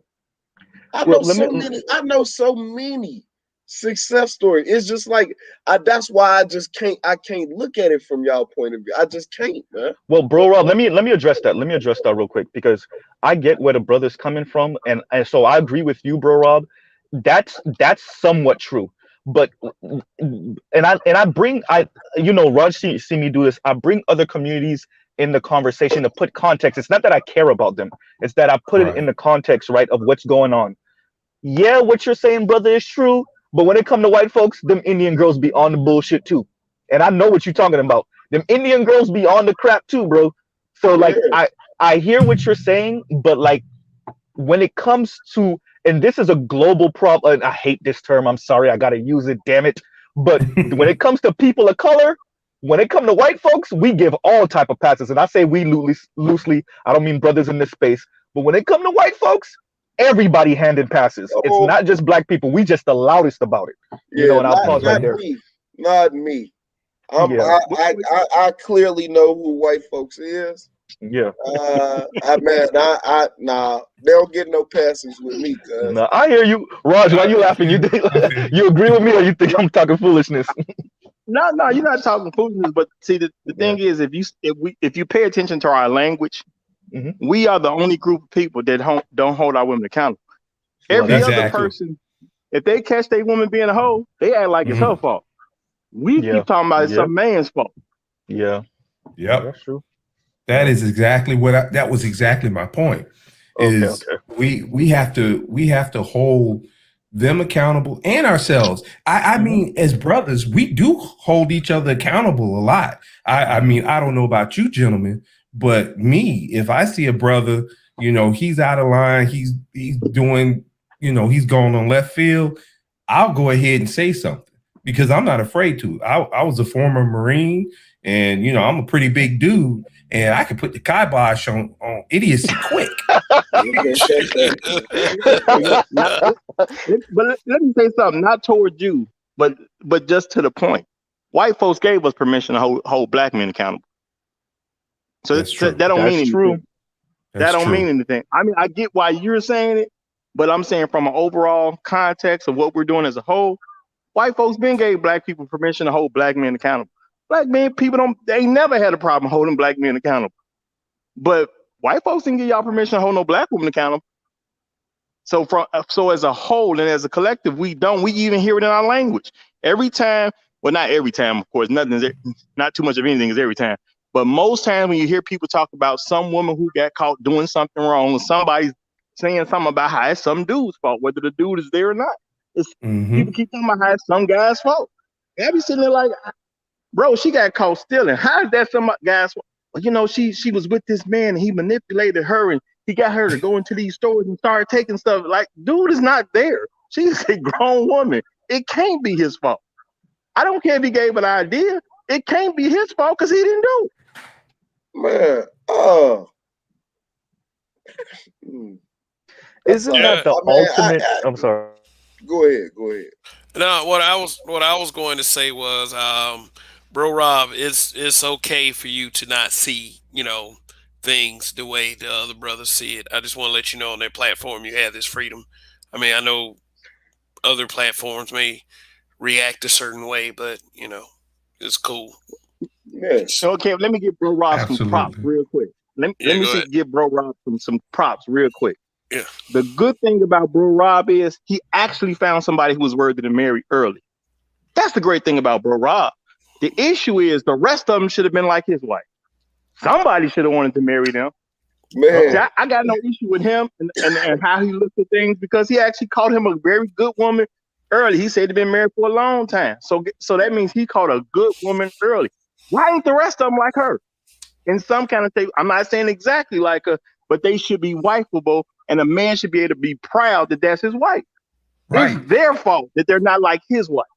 Right. And I also have to say, in your defense, Bro Rob, I could tell you're the kind of man that holds down your house. You're the man of your house, and that's the way it should be. And if your woman is submissive and she's on your program, you can get a lot done. So I actually understand where Bro Rob is coming from and your mindset into, hey, love your woman. because there are some out there that are worthy to be loved, and you have one. And kudos to you, bro. Man, I mean, it's a blessing. You know what I mean? Because, like, man, I don't have these problems. Like, listen, right? I wanted to start Little League out here. You know what I'm saying? We ain't got no Little League going. Man, my wifey handled the paperwork. You know what I'm saying? She sent out the text messages. I just go out there and coach and cuss kids out. That's all I do. You know what I'm saying? My shorty, he load the equipment. You know what I'm saying? I just go and cuss people out and get them to catch the ball when it's hit to them and know exactly what to do. You know what I mean? That's my reality, bro. You know what I'm saying? And I mean, there's nothing wrong with that reality. That's why I just want you to understand, the same way you was able to catch a good woman early, the same way we all should have been able to catch a good woman early. I didn't deal with plenty of women. You know what I'm saying? I haven't felt comfortable going to battle ring for anybody yet. That ain't because I couldn't get a woman. That's because ain't none of them been good enough for me to go by the ring. Now, you can't say it's my fault, because as a man, you don't need nothing in the black community to get a woman. You literally don't need anything. You don't need a job. You don't need a car. You don't need a home. You don't need anything to get a black woman in the black community from a general standpoint. You just don't need anything. The requirement is absolutely zero. So we get these women, but we throw them back. Why is every woman that we're meeting somebody to throw back instead of somebody to marry? That's their fault. Women should be worthy of marriage. Because I'm not saying it's a me thing. We have a society where most of our women are not marriage material for anybody. Yeah. Well, that goes to kind of what BGS was on his video, because those women aren't getting married, right? But they are swirling and having children from these non-black men. So going to what Roger's saying, which is like, they're not marrying you, we're not marrying you. You have the lowest marriage rate in the country. Like, that's not, how shameful is it that not only are we more likely to so when we do get married and then get divorced, we're more likely to remarry. That's number one. So that's shameful within itself. Then number two, as a woman, you have a lower marriage rate than your men, even though you outnumber your men by 2 million. What? That if there's anything that shows that it's really, and this is once again what I was saying earlier, Kev, this is why data is so important in this space, because now all they have is just weird ass talking points about colorism or some foolishness, right? Because when you put the data in their face, there's nothing to debate that with. How do you defend that? What do you mean? How do you? I'm with you, Mr. Z. I'm with you. How do you defend the numbers? When I was in corporate business, we used to tell our employees the numbers speak for themselves. Everyone lie. Men lie, women lie. Everybody lies, but the numbers don't lie. How do you defend it, Mr. Z? It's indefensible, right? You can't.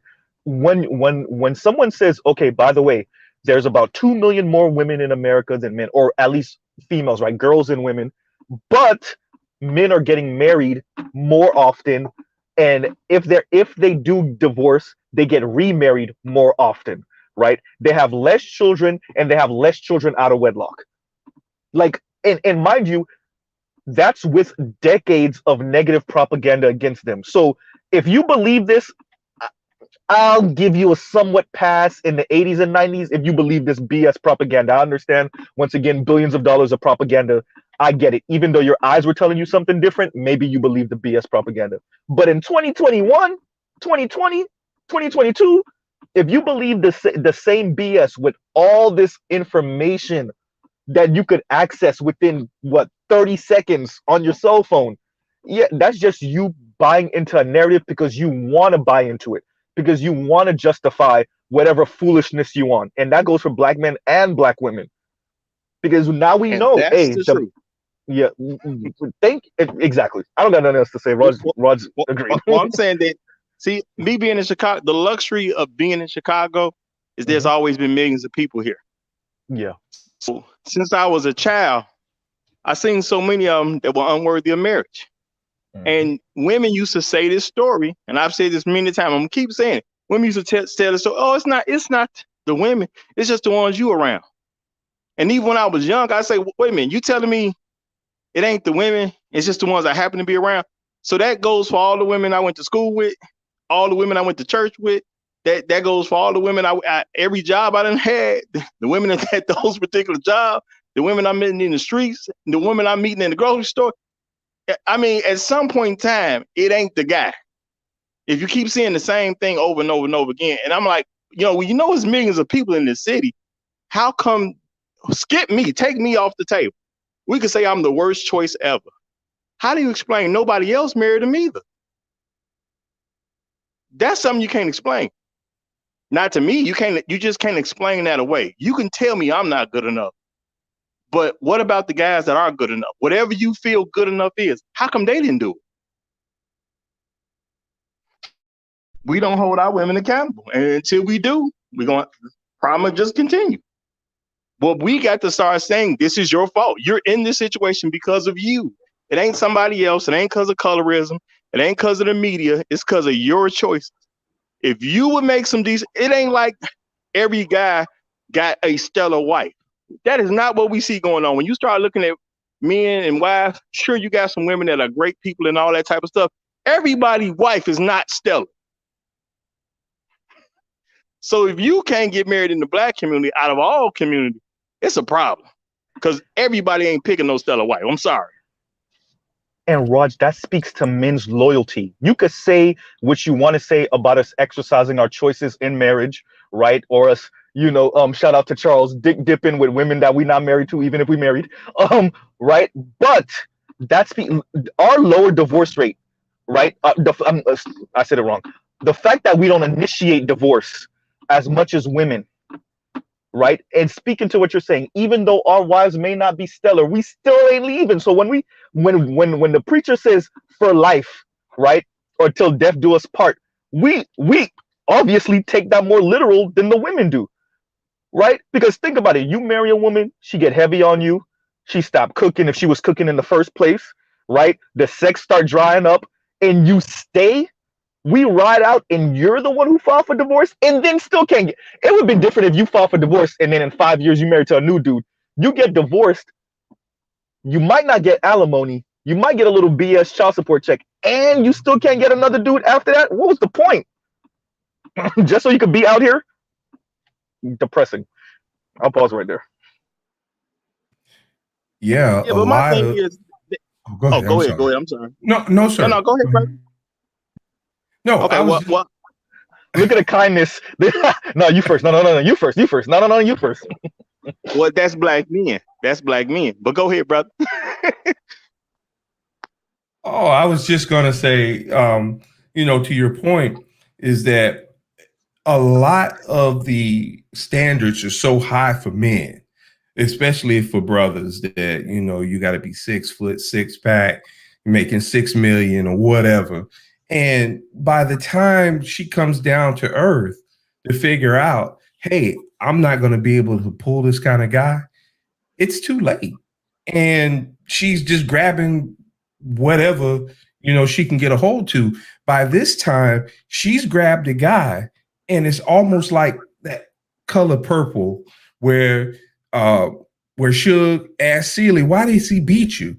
And she says, because he's not you. That's the thing. I'm not you. The point is that they're hating us, choosing us, but hating us at the same time. Makes no sense. That's all I had to say. No, Raj, you want to get that because I got a comment for that one after. Yeah, well, I mean, the thing is, and this is where, and that's why I keep trying to tell black folks get out their ego. This is where we just gonna have to accept the fact that you're not white. You're not a white man. So a lot of them you're not going to be able to please because you're simply not white. They want the validation of being with a white man. And as a black man, you can't give them that. Now, me personally, I don't care. If I see a woman that wants a white man and that's what's ingrained in her, I ain't going to be bothered with her because she ain't that big a deal to me. You know what I'm saying? But a lot of black men, we don't look at ourselves where we're supposed to look at ourselves. We do for them. They will do something for us. But what they do for us ain't nowhere near the level that we do for them. and we act like we supposed to qualify for them. They supposed to qualify for us, and a lot of us don't even get that. It's a lot of sad men I hear talking all the time saying you need to do this and do that so you can get you a woman and things will be all right. She'll be different if you just get this and get that. Like, nigga, who you talking to? Ain't no woman finna take care of me. I know that. You know what I'm saying? Every woman who done went and got them quote unquote poop that ain't did nothing and never had a job, they don't take care of them niggas either. A lot of us will see them, you see them dealing with a dude, they'll deal with a dude for even elongated periods of time. I've seen women with pookies for up to 10 years, but it always stops because they ain't gonna take care of no nigga for life. It's just not gonna happen. And if it was gonna happen, I'm sure we'd heard about a case of it at some point. But I ain't met one man yet who's been taken care of for his entire life. Not one. So they not gonna take care of us. So my thing is, why am I worried about qualifying for them when they need to worry about qualifying for me? Because when I get her, I gotta take care of her. We already know that's just standard as a black man. You got to take care of your wife. Going to what you're saying, Raj, and okay. So and I agree with what the brother's saying to a certain extent. So it's both that, like you said, Raj, that we're not white men, but it's also the real fantasy, and it's scary. Like when you talk to them, unlike, and I said this before, unlike men, excuse my background in police and well, I'm in the downtown area where I work, so it's drunk people tonight, so people gonna be crashing. I'd rather Anyway, chase you than me. Right. Right. But right, so so it's that they can't get the white man, or they can't have us be the white man. True. It's also, and this is a real fantasy. I didn't realize it until I started actually speaking to women one-on-one in person. They really do think that there's an odd-off chance that they could pull one of these celebrity niggas. Like, y'all think I'm joking, but not seriously though. I don't. And right, so the fact that you're not that dude. So like the brother was saying, when they come down and they're like, damn, I gotta be with average. There is a certain level of resentment, which is crazy because even with that, many brothers. So you throw out the lifeline, you throw out the raft, you save them from the wilderness, and they still resent you because you're not Michael B. Jordan. Facts. Think about how insane that is. You save them from, and like Mr. Samuel says all the time, right? They don't have the money. They don't make enough to sustain them till death, maybe 80 years old, 85 years old. They don't have it, right? You throw the lifeline, you marry her, right? You put her on your life insurance. She's good, and she still resents you because you're not Blair Underwood or Michael or Denzel or name them, right? That to me is the insane part. So that speaks to what both of you are saying, which is, yeah, you're not the white man, and you're not a black famous rich celebrity dude. So and you're not, let's say, still one of the dudes that make over 100 a year. So for her, and some of them are lying. They really know they're not that valuable, but also some of them really do think, I'm coming to the table with this vagina. This vagina is worth your whole paycheck. It's actually worth more, but I'll settle. Some of them actually truly believe that. All jokes aside, and I don't know which one is worse. They're both insane to me. I don't know which one is worse. The ones that don't believe it and they lying, or the ones that truly do believe it and they come into the table like, look, I got this vagina, and I might have these okay or better than okay looks, and it's worth everything, Well, Yeah, that's I crazy. oh my bad. My Go fault. Go ahead. ahead. I was just gonna say, the scenario that you bring up it's a lose-lose. You know what I mean? Like she either admits that she's out for the bag, or you know what I'm saying, she doesn't admit that she's out for the bag and you don't believe her. That's a lose-lose. You can't win in that scenario. And I mean, I'm I think my wife liked me a little bit. You know what I'm saying? You know what I'm saying? I mean, us married guys, look, man, I tell you, man, It ain't no secrets. It ain't no magic wand. It ain't, man, I do what is necessary to make sure that my shit work over here, bro. You know what I mean? Like, man, you know what I'm saying? I know, little stuff set her off or whatever. I'm not gonna do that shit. And then vice versa. You know what I mean? I don't have to fuss about the same thing over and over and over again. You know what I'm saying? And I'm not saying it like I'm a one-off, like this is a unicorn relationship. Anybody that I know that has been in a meaningful, healthy relationship for over 10 plus years, they gonna tell you the same thing. You do what is necessary to make your relationship work, you know, and that's what the commitment is, what a relationship about. Love help you get through it. You know what I'm saying? The first thing got to be commitment. We don't look at relationships the right way. That's what I would say. Bro, I Rob, would you say don't sound men like a do. dictator to me. Men do. Well, no, well, I'm gonna say men do, because men they overcommit. Because I say all the time, black men need to start breaking up with black women. We overcommit. We stay in a bad relationship, don't get what we want, and we just stuck in there. And I'm not talking about people who done got married. Even before we get to the point of marriage, we just sit there and stay. And women know we gonna stay. And because they know we gonna stay, they do whatever they want to do. Because you ain't going nowhere. And it's far too many of us that we're suckers for women. We from a collective standpoint, we got way too many suckers going around. People talk about simps. You ain't got to worry about a simp until you get the suck out yourself. Yeah. That's true. Then you can be worried about a simp. I can worry about that dude showing up trying to tell my woman some nonsense or whatever the case is, but he don't have to mess up my situation if I'm already a sucker anyway. Mm-hmm. That's true. That's true. No, I wanted to say too, bro, Rob, you don't sound like a dictator to me. And I'm saying that I'm being facetious, but sometimes when you hear brothers talk in this space, it's like, bro, you don't got to do all that to maintain a relationship, a marriage. Niggas be sounding like they gonna choke their wife out if she if she don't leave the toilet seat up when he leave the toilet seat up. I don't know, but you like you said, like compromise and love.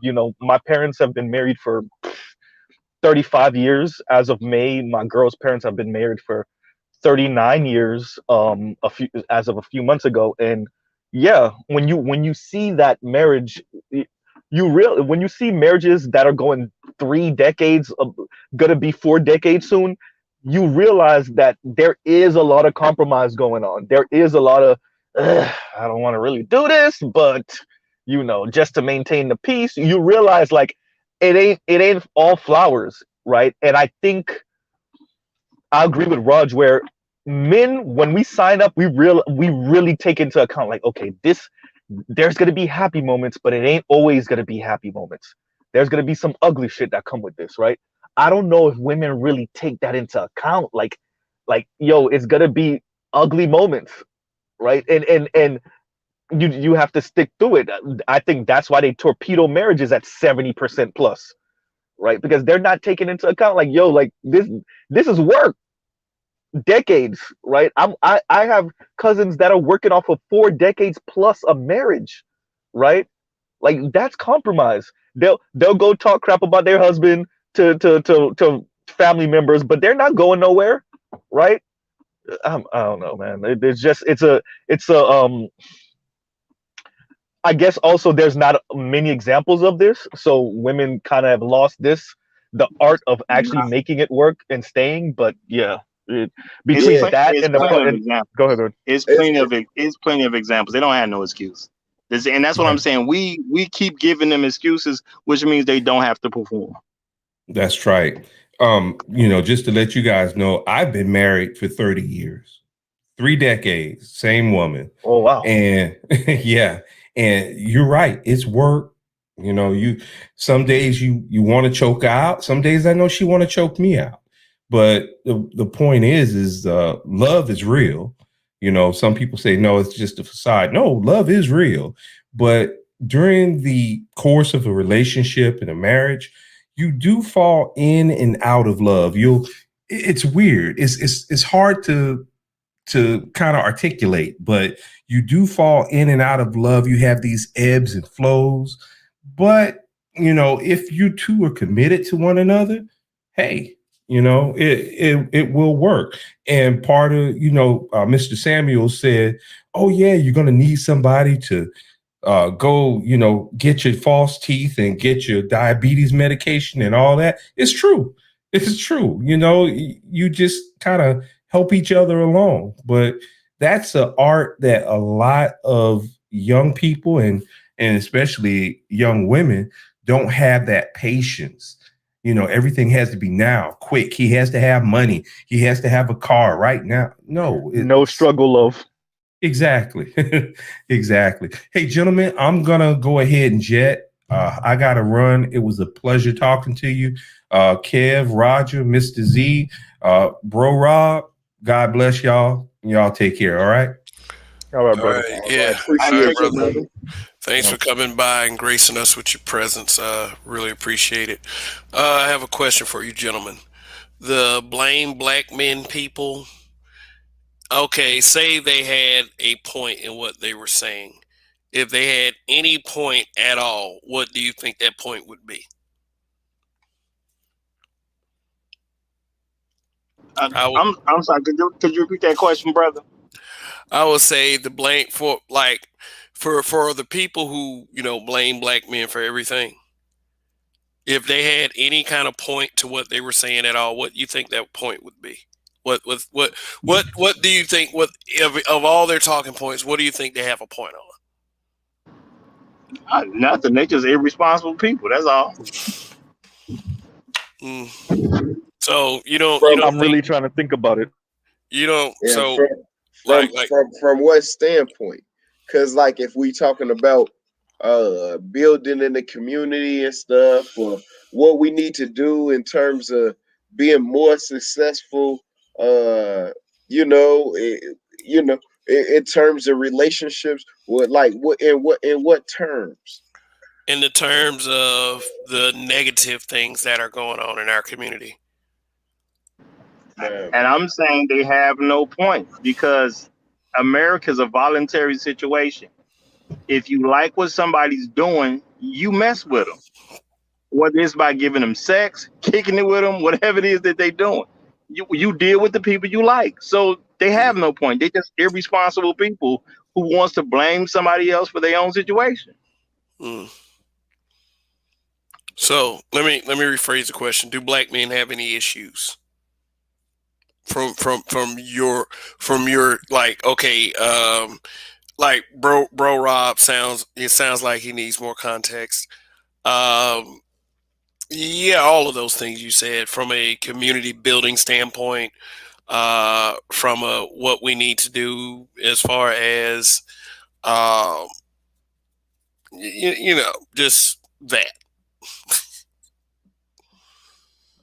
Well, yeah, I was talking about in general, like black man to black man, bruh.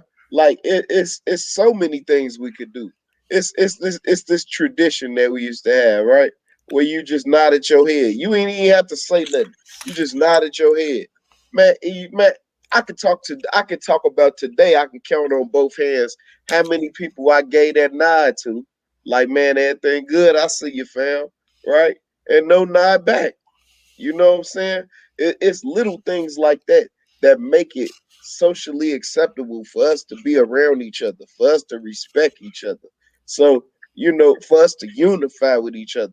You know what I'm saying? We don't have to agree on a lot of things. We don't.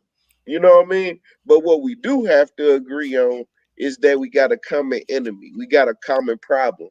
So we should have a common purpose.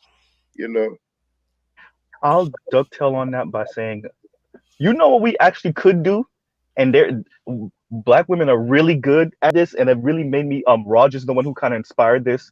One day when I was on his show, we talked about this. Stop denigrating and belittling each other, especially in front of black women, in front of anyone, right? But especially, in front of anyone, right? Because that allows them to use the whole Pookie and Ray Ray versus the air quotes educated lame, right? If we can manage to stop denigrating each other and chastising each other in front of them, and at least present a unified front when it comes to any non-black man, that definitely would be a plus, right? That's something we can do. That's something that this whole blame black men thing, we give them some ammo, at least rhetorical ammo to use against us, because they juxtapose the two different air quotes factions of black men that they put us in, and then many of us went along with that narrative, me being one of them at one point. um so yeah, I think that's one of the things we can do to kind of stem the tide of this blame black men for everything. Don't allow them to use you as a rhetorical weapon against another brother because they deem him to be air quotes a Pookie and Ray Ray, or air quotes educated lame, right? And actively actually disparage them for attempting to marginalize, insult, or belittle another brother because he's not moving in the way they think that he should move, right? If they call him, oh, I need to be fucking everything, he a hoe. Well, he's probably piping black women, so maybe y'all shouldn't be hoeing with him, right? Things like that, right? Instead of you being resentful and angry that you not the one getting all the vagina, and going along with her to denigrate that brother, right? I think those are the type of things that we can do, because it's actually a backwards way of getting on them for allowing that behavior, for participating in that behavior and actually wanting it, if we were going to be honest. And I'll pause right there. Well, I'm gonna say stop accepting their language. Men cannot be hoes. Only women can be hoes. It's always been. That's the way it's always gonna be. Cause my bad. Somebody was trying to call me, but what I'm saying is that men can't be hoes because women value men because they can have sex with a bunch of women. Men don't value women because they can have sex with a bunch of men. So men can't be hoes. Secondly, the whole thing is people just got to get themselves in check. Notice how when women say stuff about a Pookie or something like that, I never trip about Pookie, because if you giving Pookie pussy, that's on you. That's You true. know, if he good enough to get the pussy, why should I have a problem with him? That's the way I view that, and that's the way I'm viewing it. If he good enough to get the pussy, he cool. Well, they're hoping that you're jealous, Raj, right? They're hoping that you're jealous so they can use your jealousy and then use you as a weapon. Like, look, we all either been in the hood or come from the hood. We all heard the stories of a brother being used as a weapon to either harm, hurt, or maybe even kill another brother because of the word of a woman. We all done heard it or seen it.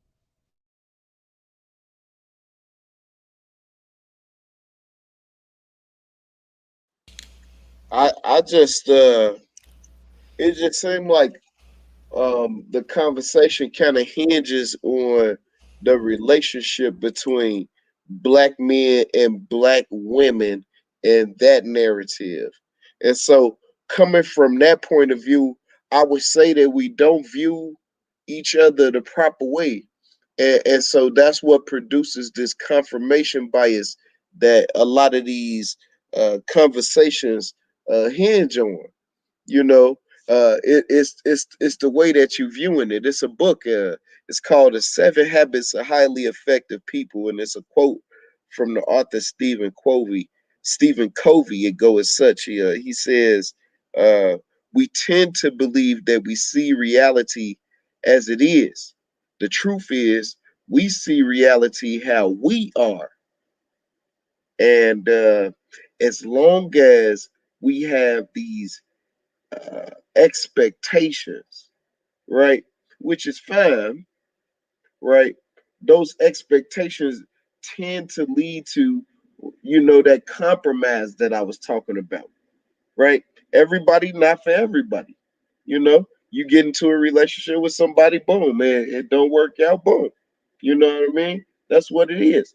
But us uh, viewing who we need to unify with. We got to be honest. That's the other half of the movement. If we are as black people gonna move as a unit, right?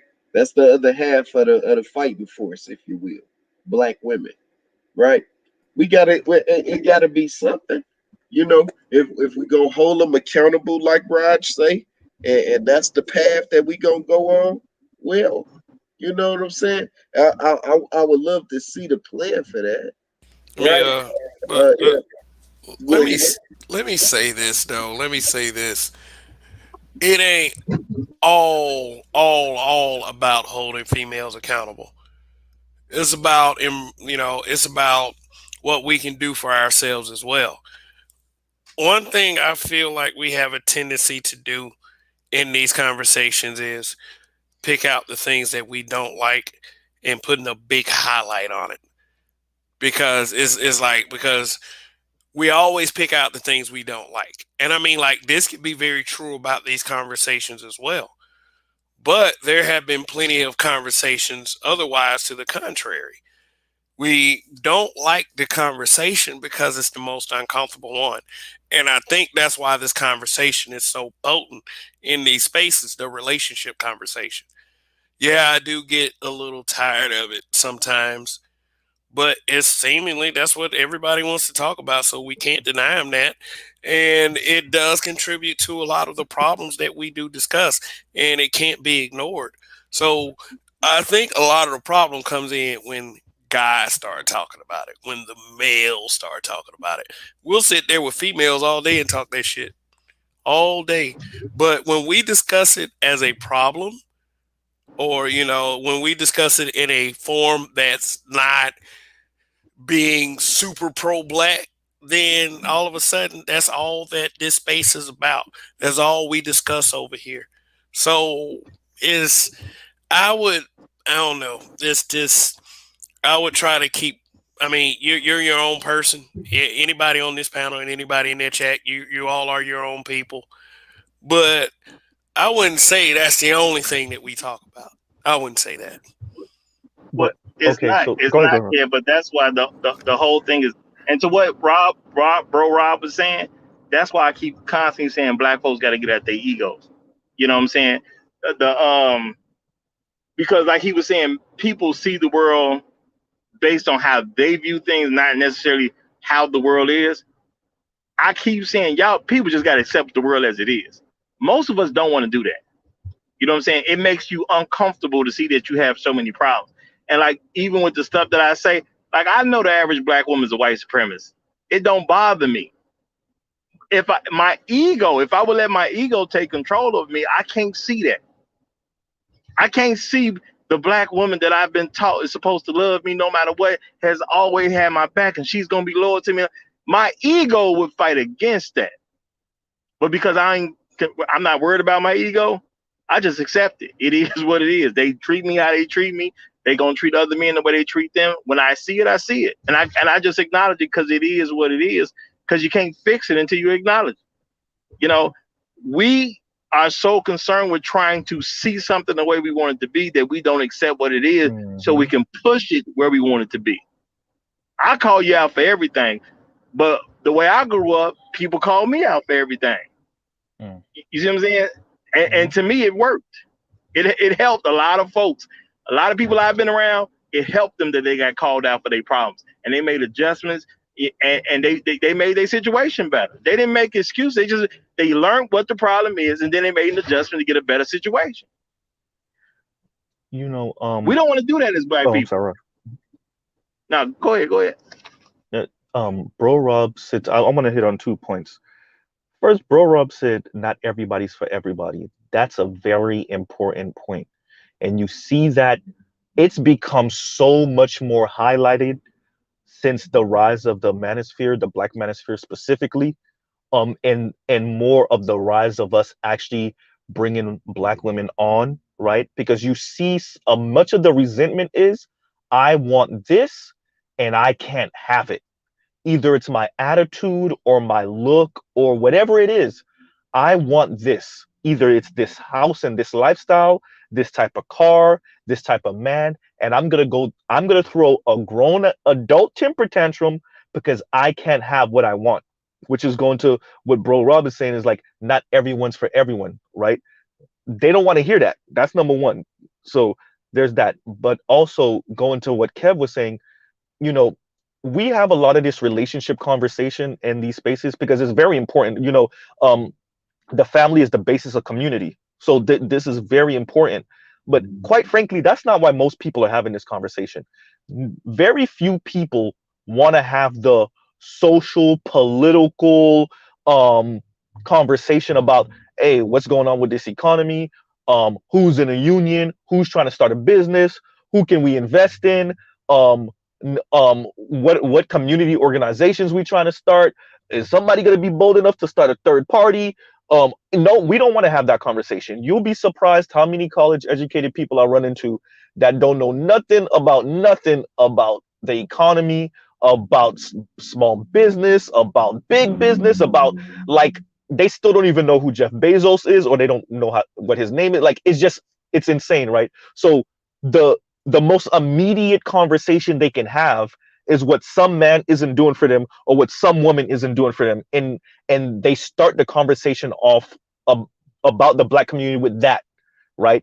Because they don't want to have the larger conversation about, the fourth industrial revolution or automation or all of these things that affect the Black community and somewhat affect your relationships too, and wealth building and all of that stuff.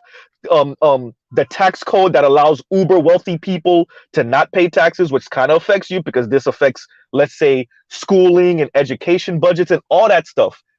They don't care about that. They don't know about it, and they don't care to know about it. All they want to talk about is about what Black man ain't doing for them, and not have these larger conversations that actually affects their life also. It may be in a distant way, but it still does affect their life and their relationships.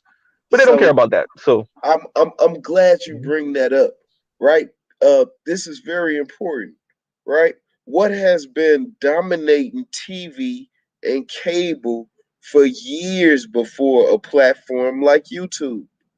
Daily Talk, right? Why is Daily Talk there? Why is it called soap operas? Right? Because women are at home. Bro Rob, let me cut you off for 2 seconds, bro Rob. This Daily Talk primarily directed towards women. Please emphasize that part. I'm sorry, go ahead. Right. And that's what I'm getting to. These women, this was the society where the men worked and took care of the whole house and women didn't have to work, right? So, what TV did was put these dramas on, and in between, right? I got this drama, but in between, I'm about to sell you this soap powder. You're supposed to be doing the laundry while hubby at work. You see what I mean? Right. So that's why they literally call soap operas. And this is where commercials were born, right? But this is very important too. Oh, now we get to the social political part of it. The FBI had a war against a social movement that was going on. And that continued. That's what I was talking about, that protracted war against the Black image, right? Man, look at what happened in Germany before World War II kickoff. They had a propaganda war against the Jewish population in Germany and Poland. You can look at it, man. Y'all can Google search it for yourself. You see what I mean? The propaganda war, like you said, it has never stopped. And I feel like we're falling victim to it. You know what I mean? Man, I end on this note. W.E.B. Du Bois, he talks about that second education. So you were talking about that first education where people really don't know how to use what they learned in school in a practical sense, right? That second education, that's the education that you use, to counter the miseducation that Carter G. Woodson was talking about. You know what I'm saying? Yep. You don't go to college to come back home to get a good job. You go to college so when you come back home, you can create some jobs. You can create industry. You have to at least imagine that, think like that. The brain drain, it cost us. The brain drain has cost us hugely. What is the thing is, that talk conversation, most people can't handle beyond that because our family dynamics are so messed up. That's So true. business don't work till you have family. Because what's the point on the business if I can't give the inheritance to my son? You see what I'm saying? But black men, we are trained to be afraid of black women. We could have a much better community if we just tell our women to go home. If you got married, go home. I understand you working if you ain't got no husband, but if you got one, go home. Your home should be more important than these other people's jobs.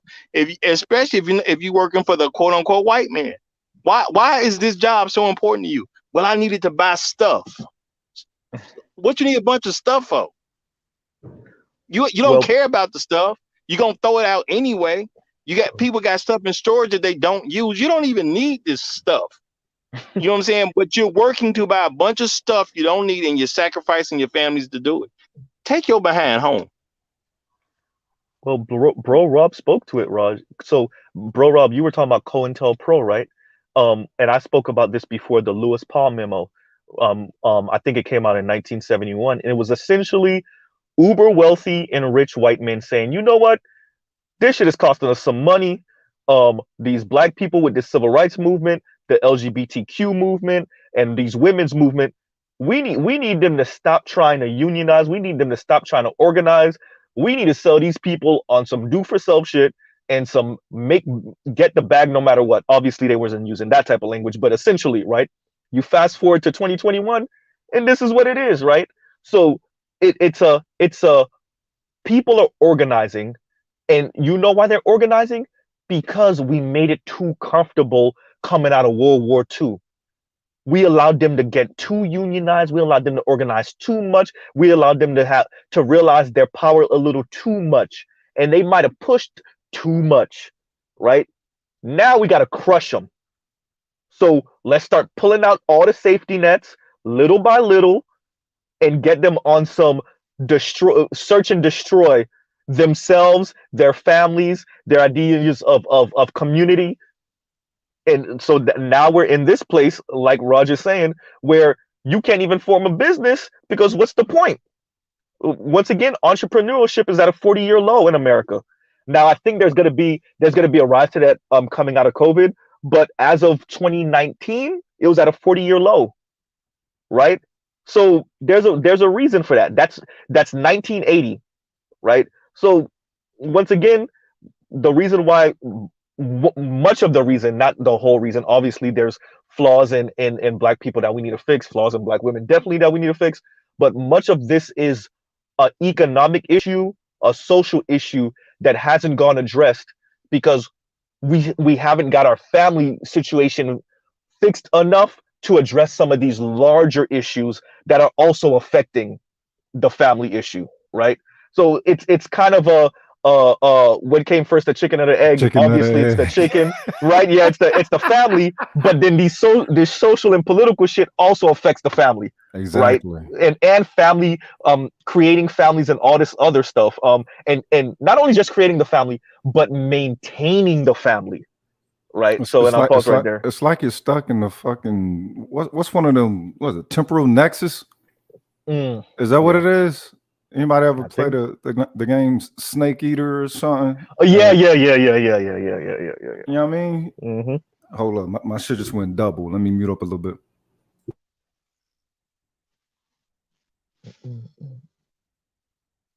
Yeah, but what Rod said was definitely true. Are y'all familiar with a man? His name is John Ehrlichman. Yeah. Ehrlichman. Yeah, that's one of Nixon's people back in the day. I know exactly where you're going. Go ahead. Yes, he was the domestic policy chairman for Richard Nixon. Tricky Dick, as they called him. Right? Mm-hmm. There was also another man that was but go into Bro Rob. Go into what he said about how Nixon and them targeted the black community. So, very specifically, this is what he said. Now, all right. Let me just say what he said. This is him saying. Let me see. You say this is the direct quote. We could arrest their leaders, raid their homes, break up their meetings, and vilify them night after night on the evening news. Did we know we were lying about the drugs? Of course we did. End quote. John Ehrlichman and Richard Nixon used the news to produce an image of black men as drug dealers, as a political weapon to change the narrative of black men. So instead of you thinking about Malcolm X first, you would think about Fluky Stokes first.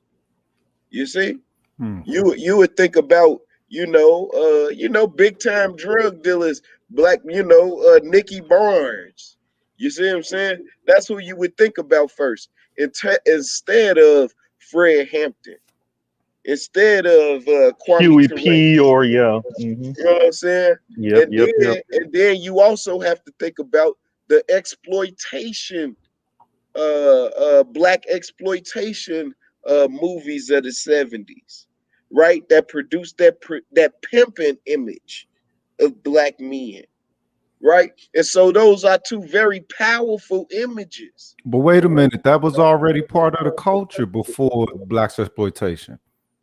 Well, but it was already part of the culture, brother. That was already part of the culture. No, Rogish is right, but it's the aggrandizement of it. I think that's where Bro Rob is going to. Wait a minute. I just to give a little pushback.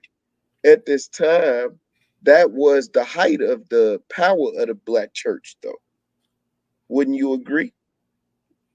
How the black church fit in? Oh, you talking about pimping and you associated pimping to the church? You said that it was already in the culture. I'm talking about pimping. Is that pimping has been part of black culture ever since the 40s. My fault. Say that one more time. Pimping was a part of black culture ever since the 40s. That's true. But it was just that it was. You said it was already in the culture. Yeah, since the 40s. Now, as far as black exploitation didn't come out to the 70s. I am not disagreeing with you. You can't disagree with that. I'm not disagreeing with you that pimping was in the culture, but it was definitely not highlighted like it was in the 1970s. Well, no, it wasn't highlighted, but the thing is, we had never told our story. Who never told our story? Black people never told the deepness of their story. We had movies, but majority of them was musicals. We have a litany of prolific writers. Okay, we got all that, but we never told the grit of our story, man. Yes, we did. Black people didn't tell the grit of their story. I disagree with. Yes, you can disagree all you want, but you didn't get that grit until the 70s, fam. I'm not just disagreeing just to disagree. What I'm saying is that we take away from the powerful writers. No, ain't nobody taking away from them, but our story just ain't all beautiful and all that beautifully written shit. Our shit got some grit to it. Yeah, and am I saying that they wrote those stories in colorful terms? No. You know what I'm saying? Clyde Neal wrote one of the most powerful poems I ever read. If We Must Die. You know what I mean? So I mean, what am I saying? I'm saying that our story is written with grit. You know what I'm saying? And that movies was not part of our narrative until we had Gordon Parks had to force his way into the movie industry. We've had to force our way into the United States. Story. They gave us a narrative, and my argument is that we've agreed with it. Well, Bro Rob, could I give you something to consider? It's not that they gave us a narrative; it's that they weaponized our narrative. So Rogish is right. There is some gritty stuff. There is some dark stuff. There's an underside to this, right? The rap industry is essentially what I'm talking about. And we should be able to entertain ourselves with some of this and talk about some of this and make this into poetry and make this into art without it being weaponized against us. The problem wasn't so much that black exploitation movies and some of this pimping shit, although, yeah, it was a problem, obviously. But one of the main issues that then became weaponized against us, right? That's one of the issues that we have, is that even some of the most positive things that we could possibly create, you look at the black church and then you see how it's been weaponized against us over the past 50 or so years. All of these things can be weaponized against us. So yeah, niggas were pimping and they've been pimping since the 40s, the 30s, but then even though that's not necessarily a Everybody positive didn't, thing. and the thing is, everybody didn't want to be a pimp back then. You had pimps, Exactly. you had motherfuckers who were successful running tracks, but everybody wasn't trying to be no motherfucking pimp. Yeah. It wasn't something that was glorified, and everybody like, well, yeah, this is what I'm gonna get into, like this new age music shit. Anybody Yep. can do it. Yeah, but hey, let me read J Bone's super chat real quick. He said black women are white supremacists. Exactly, Roger. That was when Roger was speaking earlier. So thank you for your super chat. Thanks for supporting the channel. And we do have a super chat button down there. If anyone else wants to throw something in the pot, it would be great to support this channel. And also scrolling across the bottom of the screen is the Cash App. If you want to hit something in a little something in the Cash App, do so as well. But most importantly, just thanks for tuning in and thanks for hitting that like button if you're one of those that hit the like button. Tonight's topic, when all else fails, blame black men. I mean, this kind of goes to what we're talking about too, right? Like blame black men and I bring up, I know people don't like to talk about white supremacy the way I do, and it's not me using it as a crutch, but I think some of this empowerment movement that we have going on, half of this empowerment shit is like, well, that don't exist, and we play it up too much, and it's all about us and our personal choice, and yeah, but no. Yeah, but no. So, and right, like, and I bring this up, like, yo, you don't discount with billions of dollars, like I was saying earlier, Kev, billions of dollars, not at this point, trillions of dollars being invested just to keep your ass down. And don't think they ain't willing to spend that type of money just so that you, the rightful heirs, shout out to Charles, the rightful heirs to the throne of America, just to keep you out of that fucking chair. Don't think they won't do it. And it's always amazing to me as a non-ADOS person. That's people thinking in their citizenry. They're not understanding, like people say they can, you know what I'm saying, you speak black, to be comfortable, and then you speak corporate, you know what I'm saying, when you're in white collar world and everything. But they ain't understanding that you're supposed to be able to code switch with your class identity as well. Ooh. Go into that. Well, I mean, because the thing is, most of so let's say, J. Edgar Hoover, let's bring him up. And he said that, you know what I'm saying, they want to stop the rise of another black messiah, right? Now, the thing is, that didn't just get green lighted across the board. That had to be presented to someone. And the fact that he was able to take that specific rhetoric in that form, and people like, oh, yeah, but yeah, another black messiah, yeah, that won't be good. You know what I'm saying? To be able to convince these people of this. And let's think. Go ahead. My bad, Rogish. Let's go. So he said that, and then what did Nixon also say? Nixon said, blacks are the real problems. We got to create a system that addresses this without appearing to. Mind you, he was still president at this time when he said it. So, and J. Edgar Hoover was his FBI director. So you got J. Edgar Hoover and Nixon both saying, them niggas is the problem. And the only problem is unification. Yep. Not a defense threat against the United States. Not no type of terrorist threat or nothing. Just the fact that, oh my God, these niggas are going to get together and start manifesting potential. Listen, they created a policy. What he's talking about, it culminated into a policy right before, and this is why largely why Ronald Reagan got elected. It's the called Southern Strategy. It's called benign neglect. Oh yeah. Right. It is a political philosophy. I will acknowledge what is happening in the black community. We will say that we're going to do something about it, but we're not going to do anything. You know what I'm saying? And from that point forward, I believe it was 1973, 74. From that point forward, that has been the policy.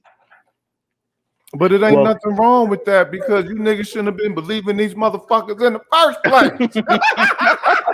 But here's something. Let's do some addition real quick. Let's do some addition. About to bite black people all up in their ass, nigga. That's true. Let's do some addition. Let's add some stuff. Let's add what Nixon said, what J. Edgar Hoover said, the Lewis Powell memo, with the rise of feminism, especially concerning the black community.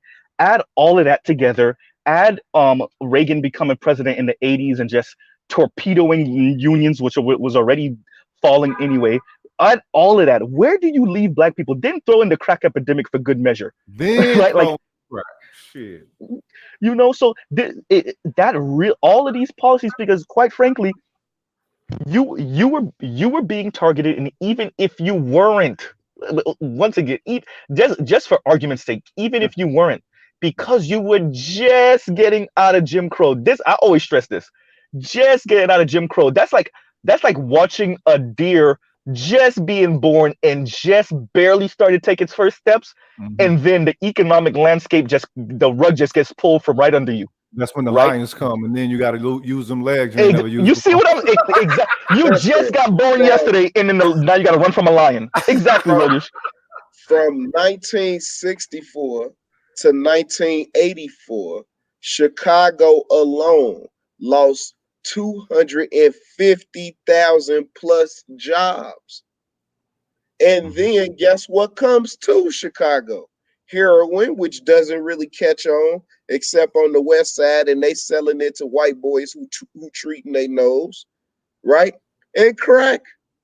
That was it. You know what I'm saying? Like, really, people were still living off of running numbers, and then you see they formed the lottery. I'm talking about they had a systematic attack against black folks. Like I said earlier, bro, maybe you didn't hear me, right? Look at what happens within a 2-year period. They assassinate Fred Hampton. They incarcerate David Barksdale. They incarcerate Larry Hoover. They incarcerate Jeff Fort.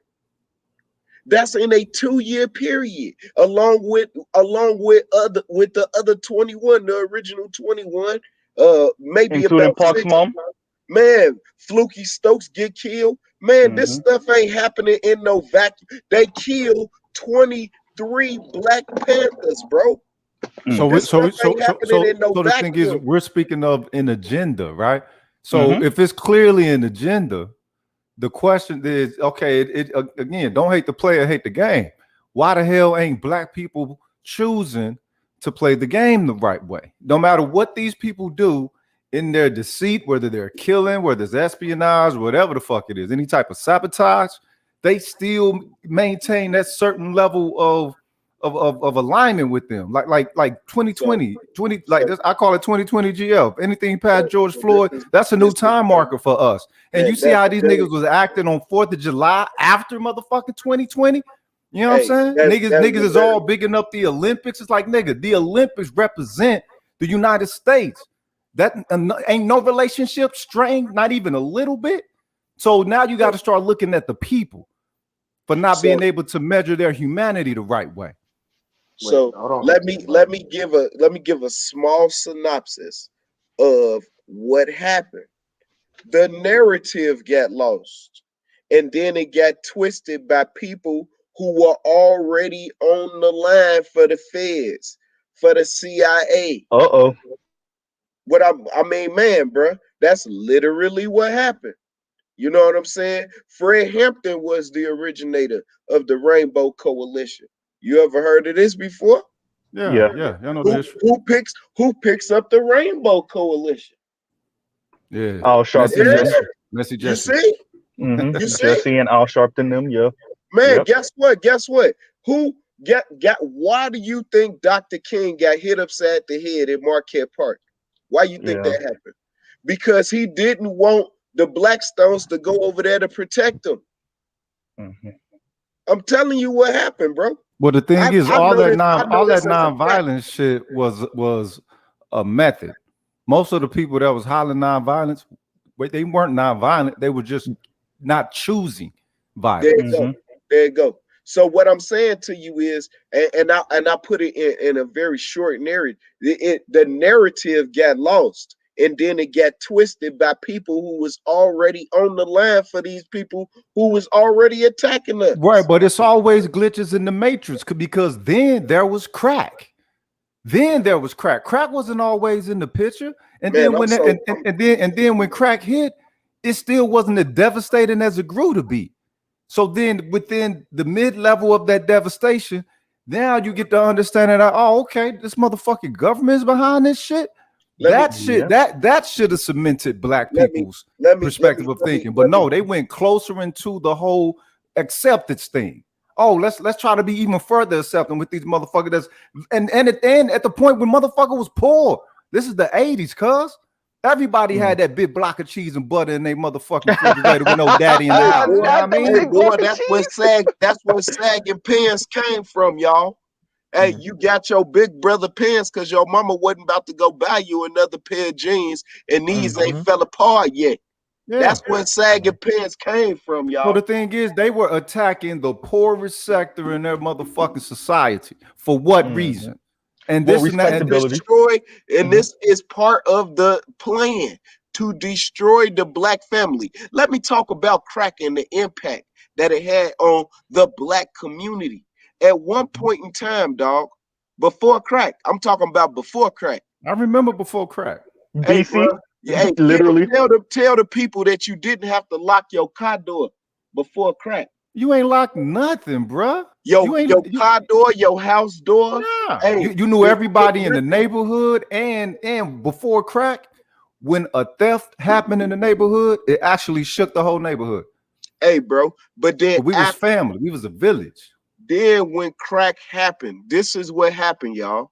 This is what happened for people, for you, for you younger cats who didn't live through the crack era. I'm just explaining to you how our morals and values got lost. Niggas that got that money, hey, they'll sell that shit to your sister, boy. I'm trying to tell y'all that was a major mistake. We were selling, hey, if your mama was on crack, she bought it from somebody. And that's somebody, right? That could have been your cousin. Man, he might have been your cousin, but that somebody, he had a mama. Mm-hmm.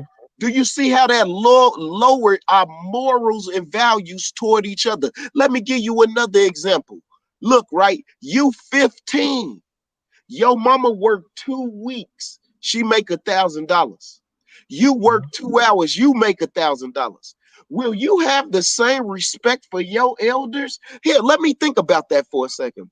Nigga, no. Right? No, it's not possible, because then people start. I mean, the thing is, one thing black people already suffer from is taking on the identity of their class level. Man, hey, bro, I'm so glad you said that. That becomes a personal identity. Hey, bro, me and you, just by me and you talking, I can tell me and you around the same age, right? Yeah, hey, when hip hop first dropped, how long would it take for you to get a girl number? I mean, shit, you weren't gonna get a number, probably like 2-3 days holler. 2-3 days, sometimes 2-3 weeks. If she was super fine, 2-3 weeks. G, you gonna put in some work. Hey, shorty, what's happening? Woo, woo, woo, woo, woo, woo. Yeah. Right. Okay, so can't you see how that mentality, has bled over until 2021, and we just calling it something else. We calling it simping. Well, whoa, hold on. Let's let J Bones get in. Okay. My bad, G. Yeah. Y'all was flowing for a minute there. Y'all forgot I was even here. Respect, Bones. What's going on, bro? I gotta say this from a different point of view, because I know. Let me see. I know Mr. Z and I think I know Rollish. This is my first time in here, so thank you, brothers, for having me up here. I know it's kind of late, but I had to ask a question, because when I saw the title, I got to bring it from a different point of view. I'm usually on Roger's platform, and I'm the only African, African brother usually on the panel over there. I sat in a classroom probably 3 months before the pandemic hit. I was back home where I was born. I was born in Ghana, but I was raised here. I was raised in Jersey. I sat in a classroom at one of the top universities back home in Ghana. There was a sister from Howard University. She was one of y'all HBCUs here, and they invited the sister up there. Now I'm gonna tell you, brothers, one thing. Y'all got to start putting a plan together. This thing is not an American thing. They're not just doing it here. There's something special happening. You know, they invited a sister to come in from Howard University all the way to Ghana. You know what she was teaching? She came in there to teach a feminist class, and she was given examples of how Wow. horrible African American men are. Wait, say that Let again. She was given an example of what? Say that one more time. they flew her in from Howard University into Ghana. I sat in the back of the classroom just listening to her talk for 2 hours, talking about how horrible African American men are. This is not a what's his name. It's not something that's just happening here. There's something deep within the system. They're really doing something strange with the sisters here. Like they're putting some sort of uh, an idea within their head. It's very scary to think about it. They flew in a sister all the way from Howard into Ghana just to give a whole speech about how much she hates brothers. See, You see, understand but what I'm saying? see, but you gotta understand something, Jay. The thing is, no matter what it's just like dealing with the pilgrims. It's just like dealing with the pilgrims. No matter what they say, why the fuck does it catches the people's ears? Mm. How are they going to bring something that distinctly puts down one of your village? And I'm speaking, an aspect of us, I'm saying, being the men of our community and everything. Mhm. And they go for it. They do Right. go for it. You know what I mean? And they go for a hook, line, and sinker. So Yeah. so you gotta ask yourself, in that regards, are they really? Is the ideologies the issue, or is it the fact that these bitches will fall for any motherfucking game that they told? That's what I'm saying, misandry. It's a real interesting topic because me and myself being from a different culture. When I first moved there, I experienced it because I grew up here in the '90s, and I came when I was a kid. That was the first time I noticed that the sisters really are low key kind of white supremacists. There's a strange behavior knowing that Black African, like basically the FBA crowd, you guys, seen outside, Black African American men are basically the top class of Black men in society anywhere. You understand what I'm saying? So when I first moved there as an African, and I'm looking and I'm like, why do the sisters shit on the brothers here so much if they do so well? Because these numbers, they show brothers doing really well. They got the image of the media, but that's controlled by white supremacy. The majority of brothers are in college. We got 70% of Black men, African American men, who are part of the middle income. So what is this thing with, I gotta ask because I'm out of the culture. I'm not part of the culture, but what is this thing with the sisters constantly shitting on brothers all the time? Like, Well, the what thing is, is we're not just Rogish, only let me the address whipping that real post for quick. them. We're the whipping post. We're the whipping post for this nation, cuz. True. We're the whipping post Let for me the motherfucking world. let me put it like this. Let me put it like this. Sisters have been embarrassing themselves a lot lately. Uh-oh. What they try to do is they it looks like highlight they highlight the vitriol and hate for brothers to Mhm. overshadow their embarrassing behavior. They've Mhm. even gone as far as to project that embarrassing behavior onto brothers just to take the emphasis off them. The fact of the matter is, everybody can see it big as fucking day. That's Mhm. why the vitriol is increasing and is at an all-time high. That's why you got people making excuses for Wigatron bringing a white man onto her program Not to a bash the Wigatron. brothers. I'm sorry.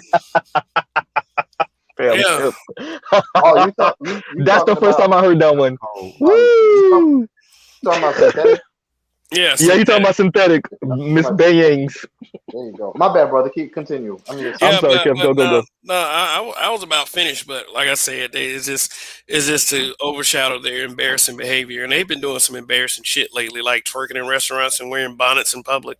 I mean, it's just the fuckery But is at an all time high. but No I pun I intended. gotta ask though, because this is a real serious question. Let's I'm very interested to find out as an African brother. Let me ask you brothers, for example. You guys are the best of the best of our class as Black men across the board. What is the game plan? What do y'all what is the brothers here planning on doing as far as moving forward? Because you guys can coexist with them. There's no way that you can coexist with someone who is your sworn enemy. I've noticed that most of the sisters have just declared themselves as sworn enemies of Black men here. So how does the brothers plan to move forward? You can't move Well- forward in an aspect of solution towards that. That's not possible. Mm. And the only thing you can do is uproot the entire situation. And a lot of cats ain't trying to go that route with it. You know what I mean? And the thing is, that is the ultimate inevitability if a real solution is sought. Because the only thing is, if you think about it, the fact that all eyes is on us when people want to project their negativity, right? And you know, we start off with the whole black white thing, you know what I'm saying? But then you start thinking about, okay, wait a minute, it's a lot of other different parties here in the US. And then you look at all them different parties that carries that same anti-black man sentiment. And it also happens to be with the majority of the women. So something like this is you know, they're not doing it on their own. Like Rob was saying, we don't exist in the vacuum. And there are a lot more parties involved other than us and these women, or us and these pilgrims. And so, you know what I'm saying, with everybody else on the sideline, you know what I'm saying, not a part of the village like that, but being able to partake of, you know what I'm saying, what is created from the system being able to rain hell on, you know what I'm saying, our specific village from, you know, past history all the way up into contemporary times. That puts the ball in our court to have to do something that most would probably declare to be, you know, extreme or whatever. But if we're looking to restore that humanity the way it's supposed to be, restore those bonds the way they're supposed to be, I mean, shit, you know what I'm saying? Shit might have to get a little bit Mad Max. So I agree with that. Let me answer your initial question, Jay. So, here's one of the issues, and I said this earlier, right when I came in the Kev show today. There's multiple reasons why sisters are acting the way they're acting. There's their own personal issues of varying degrees. They may not feel secure in their skin, heavy set, they're dark skinned, they feel a certain way, like they like to throw up the colorism thing, a bunch of different things. Then there's the money aspect coming from white media, both in academia and in the media, to promote and to exacerbate their insecurities, right? Then there's the fact that we got a handful of black men with some money that get seen in public with non-black women. I keep on bringing that up, y'all, because I really don't think y'all understand how much that incenses the majority of black women, right? So all of these different things add into you mix that into the gumbo, and that's Wait. much. Go ahead. Hold on for a second, Mr. Z. I didn't mean to cut you off. Are you saying No, go ahead. Are you saying that these sisters that see brothers walking around with white men, it gives them some sort of a juice to basically promote a sense to fire back at y'all? Well, walking around with white women, I mean, there might be some brothers walking around with white men. My bad. Shout out to Don Lemon. No, you're right. Okay. So you say so what you're saying basically is that the sisters see brothers walking around with these white women, and it gives them like a battery in their back to basically plot against you guys. Yeah. Yes, because I think. I don't. But here's the thing. Here's the thing, though. I think that's just pure stupidity. Let me give you an example.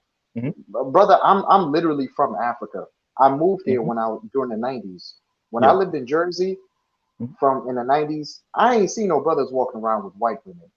I'm agreeing with you. What I'm saying is, I live here. Let me tell you something. I lived here the majority of my lifetime. I think that's a facade. I think black women just like to create situations in their head that doesn't exist. When my parents, I agree with that. Exactly. I would when my parents got divorced when we first moved here from Africa, I went from Jersey to Virginia, from Virginia to St. Louis, from St. Louis to Chicago. At one point in time, I lived on the campus at Notre Dame. I ain't never seen no brothers walking around with white women. I think black women here just like to create situations in their head that don't exist. The only time you really see a brother with a white girl is on TV. I ain't never seen but that's my point. That's my point. And if even they with see that, the motherfucker, they won't. Thank you. That's my point. That's the point. So Jay, understand what I'm saying. I'm saying it the way I'm saying it on purpose. It's not, and first of all, they don't care about your regular ass. Even a nigga that went to Notre Dame, they do not care until you become famous as fuck, opulently rich. Not because Kevin Samuels is doing something slick with the $100,000 shit. They don't really even want that shit. They want in your face exaggerated wealth because they want to be able to shit on their homegirls and girlfriends and on white women. See what I'm saying? So for them, it's not the everyday brother that's walking around, going to school, or got a blue collar gig or a white collar gig. You making anywhere between $40,000 to $120,000 a year. It's not about you. It's about Michael B. Jordan, right? It's about who the fuck he fucking with, or name them 50 or Dre or whatever one of these rich niggas, right? It's about what they're doing with their dick, right? And so what ends up happening is that becomes, because I'm not disagreeing with you to a certain extent where they're using that as an excuse. What I'm saying is yes, it's other things also. It's their own rage and anger that maybe they weren't born with a penis. But it's, yes, this does play a factor. The fact that rich celebrity black men, and it's not even a majority. We know that, right? It's the ones they see. It's just the ones. It's the ones they see and they care about, right? The NFL players, the NBA players that are either. I'll remind y'all about this, but Rogish might have heard me say this before. When Kobe passed away in that horrific ass fucking helicopter accident, mind you, I'm not even. You see where I'm going with it? Okay, wait. Let me land. Hold on because for a second. Go.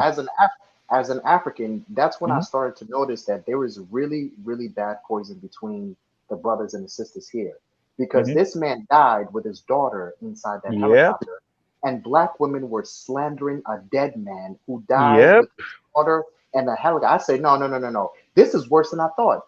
I never knew that the poison between our brothers and sisters here was so bad until that situation happened. This is completely evil beyond measure. Let me give people examples of what was happening, Jay. You went through the comments, and if you went to like the black side of Twitter, right, which by the way, some white people were finding themselves in there. I was reading those comments, and you saw sister after sister saying the most insane shit. Oh, that was the cosmic God punishing him for not marrying a black woman. Look, God took him and his favorite daughter. Like when I say like the most insane comments coming from black girls and women, right? And you saw random white people who found themselves on the black side of Twitter saying, "Oh my God!" Like, and they were saying, "Oh, see, he died, and his money, and excuse my language, y'all, his money went to that bitch Vanessa. His money went to that Spanish bitch." They were literally saying this shit about a man who they didn't even recover his body and his daughter's body yet. Right. That goes to show you, going to what you're saying, Jay, the vitriol and the anger is that red hot. Now, here's the thing. If you're a white media executive, if you're a white person of prominence in politics, right, you see the same shit everybody else is seeing. Right. You trying to tell me you don't know how to weaponize that shit? That's how to make money off of that? That's a straight up market. Thank you. That's some money to be made, and there's some political gains to be made from that shit. Yeah. There's a what's his name? There's a from the African side. I'm gonna let you brothers in a little secret. There's a what's his name? There's a red flag that's been raised on our side of the community. A lot of the elders and the OGs, basically from the African community, they've given the brothers a red flag that we shouldn't date sisters at all. The last couple of years, we've started to see the growing sentiment that the sisters are becoming incredibly hostile. You know, back in the day, some of the brothers, I'm gonna tell y'all, but telling my African American brothers something that y'all already know. The name of the game is usually when brothers get here, you coming in from Kenya or you coming in from Ghana, or you coming in from a different African country. If you come in here, you gonna run into some trouble, especially when Trump was around, because you ain't got no papers. You trying to get your shit together. You working little under the table jobs, making $250 something like that a week. So the name of the game is, hey, you gonna find one of these, Keishas or Bonquisha or Sharkeishas, and you just gonna slide in there and see if she not can Sharkeisha.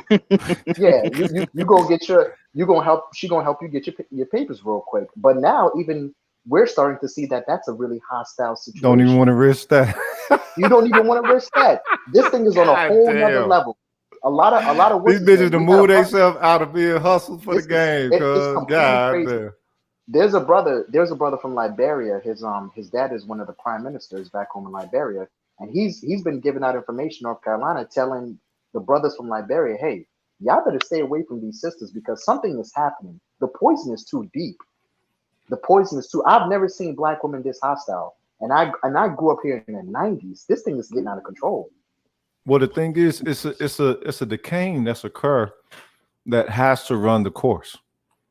That's the thing. They gotta spend all their bullshit. Well, let's go to okay. So this line got sensationalized, but I want us to really focus on something that Mr. Samuel said. The most prominent line everybody know him for, which is "You're gonna die alone." Mhm. That shit got sensationalized, but we didn't really think deeply about what he's saying. You continue down this line, black women, you will die alone. And like technically everyone kind of dies alone, but no, when we say die alone, many of y'all will not have children. And when we say die alone, you will not even have the memories of a significant spouse in your life. You will Yeah. not be able to live out on his money because most likely men die before women. You won't even be able to have his life insurance money or his whatever, his will money or whatever he would have left for you. You will not even have that, right? So once again, you will die alone. You will die in your houses and in your apartments alone with your cats eating your face, literally, right? Yeah. So that's something that needs to really be stressed. And once again, Jay, you saying you haven't seen it this bad. I'm a little bit younger than you. I graduated high school in '05. So this shit, it's the vitriol is so real, and what's happening is, and I'm not gonna say her name, but let me see, what's her initial? PM. I'll say her name is PM. She produces rage porn for young girls to watch. So there's already their insecurities from high school and college, right? Think Right. about the lady that came out a couple weeks ago with the pretty privileged video, right? Right. Now, the beauty about her is at least she's 37 and she's starting to own her shit.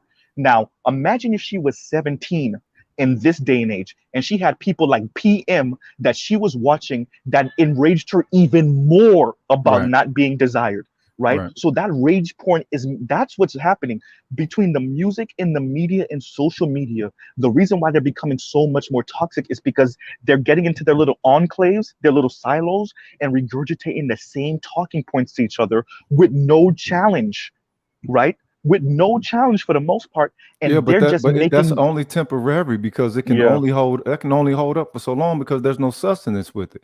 Niggas ain't shit, Yeah. niggas ain't shit. And they'll tell Yeah. and they're not going to sustain themselves off of that. It'll be a little feel good True. thing, but they're not going to sustain themselves off of that in the way that this the economy and the way that the society's going. Eventually, they're going to have to give that up, but not in an aspect of them so-called returning. Like a lot of people use that term. Like, what if they Yeah. come back to the table? And it's like, wait a minute, it's just going to be a convenience thing. You don't Well, want let it. me ask you a don't question want it- though, Rogish. Yeah. What does them coming back? I'm not coming back. What does them giving that up look like? I think you were kind of going there, but I want to make Yeah. sure I ask the question. I mean, well, real talk. A lot of people don't want to hear it, but it's going to have to result in absolute submission. It's going to. That's the only thing that's going to fix it because that is what they're doing to the system. Remember, the whole thing was designed to be a supplement us. You know what I'm saying? Yeah. Well, it's all designed for us not to be in the picture. So if we were, and for whatever the other entity is that ain't us to be in the picture, then that's where all those connectivity feelings are going. Even if it's in the subconscious, you know what I'm saying? Even if it ain't no love involved with it, it's still some submission involved with it. Yes, Big Daddy government. Yes, white boss. You know what I'm saying? You know what I'm saying? They're to the point to where they even changing their hair. You know what I'm saying? To that point, we can't get them to change their hair for a motherfucking thing. You let that job say something now. Well, going to what you saying, Rogish, I think honestly, because they're not going to get everything they want. I think they need to get most of what they want. They need to get the white boyfriend. They need to get the job in the corner office. They need the status. They need to get the bins so they can see how unfulfilling it is, and then it falls apart. I want Black women to get these things. I want the swirlers to go swirl, because as BGS Right, is showing us right, more and more, that right. shit don't fucking work, right? Yeah, We yeah. we need to, because look at what happened with COVID, right? Look how many people lost their jobs, and then automation ate up some of those jobs, right? Because the corporations didn't really want to pay you anyway, But not to right? stop you, Z, but that No, only no, works if the younger generations are getting the lesson from seeing the older ones crash and fail. that's kind of hard when you have people like PM.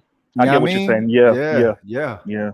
And that's the issue. So the rhetoric is still going, right? And the reason why I called her particular content, and the colorism queen, right? We'll call Right, her that. The other one that makes videos, other rage porn videos. The right. reason why this has become such a difficult project, even more than in the 80s and the 90s, is once again these people, they and they have a lot of young followers. That's one of the Yeah, most frightening parts, that's the is they have a dangerous part. lot of followers under the age of 30, under the age of 25. Yeah, So once again, although the landscape is changing, and you would think these are the type of things that would bring them back into the space to negotiate or have a conversation, or at least totally submit, like you're saying, Rogish. What ends up happening is some of them, maybe not all, but some of them actually do think they have more bargaining chips and negotiation chips than they actually have, because they're being filled with all this rage porn from these particular content creators, but that's right? the thing, that Mhm. they are the ones who are making the situation pimping. And in the Yeah, aspect, and I yeah. understand people don't like that, but in an aspect of pimping, what do all pimps say that a hoe get? Nothing.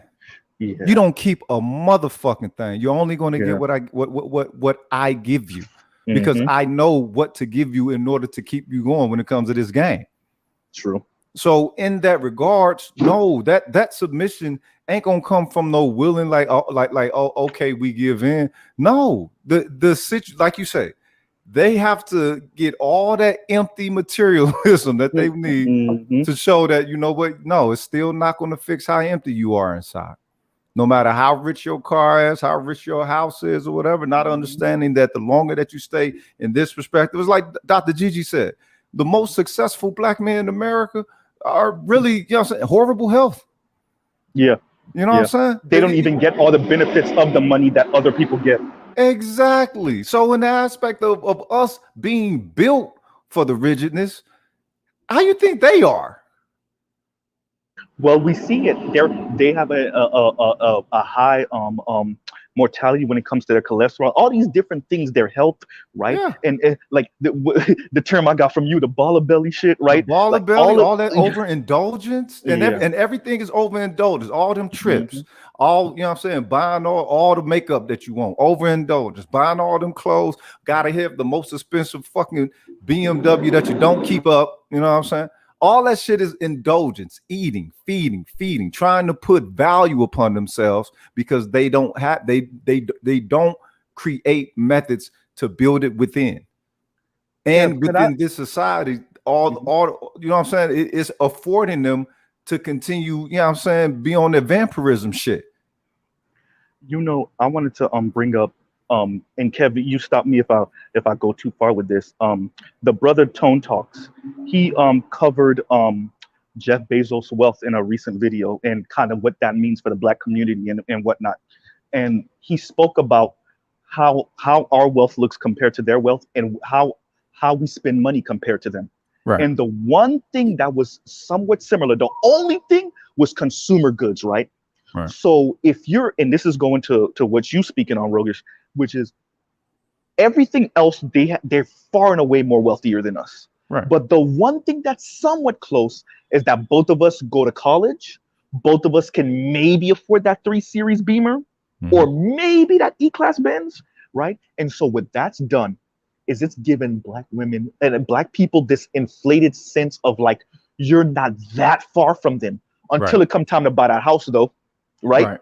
Or until it come down to give your children money or inheritance money. You weren't able to save that way, even if you weren't engaging in the consumer lifestyle. You weren't able to save that way because you were living closer to the margins than your white counterparts who made the same money as you, because they got mom and grandma's money and you didn't, right? So Exactly. y'all both live in the burbs, you're both driving the same type of car, but yet when it comes down to who's going to be able to pay off their kids' undergrad at least, guess what? Yes. You can't and they can.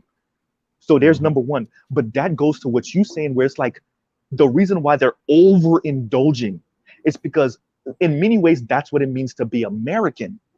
The Yeah. problem is that we don't got it like that. And that's half the reason why they're so mad at us, is because they really want this lifestyle. Black women want this lifestyle so bad.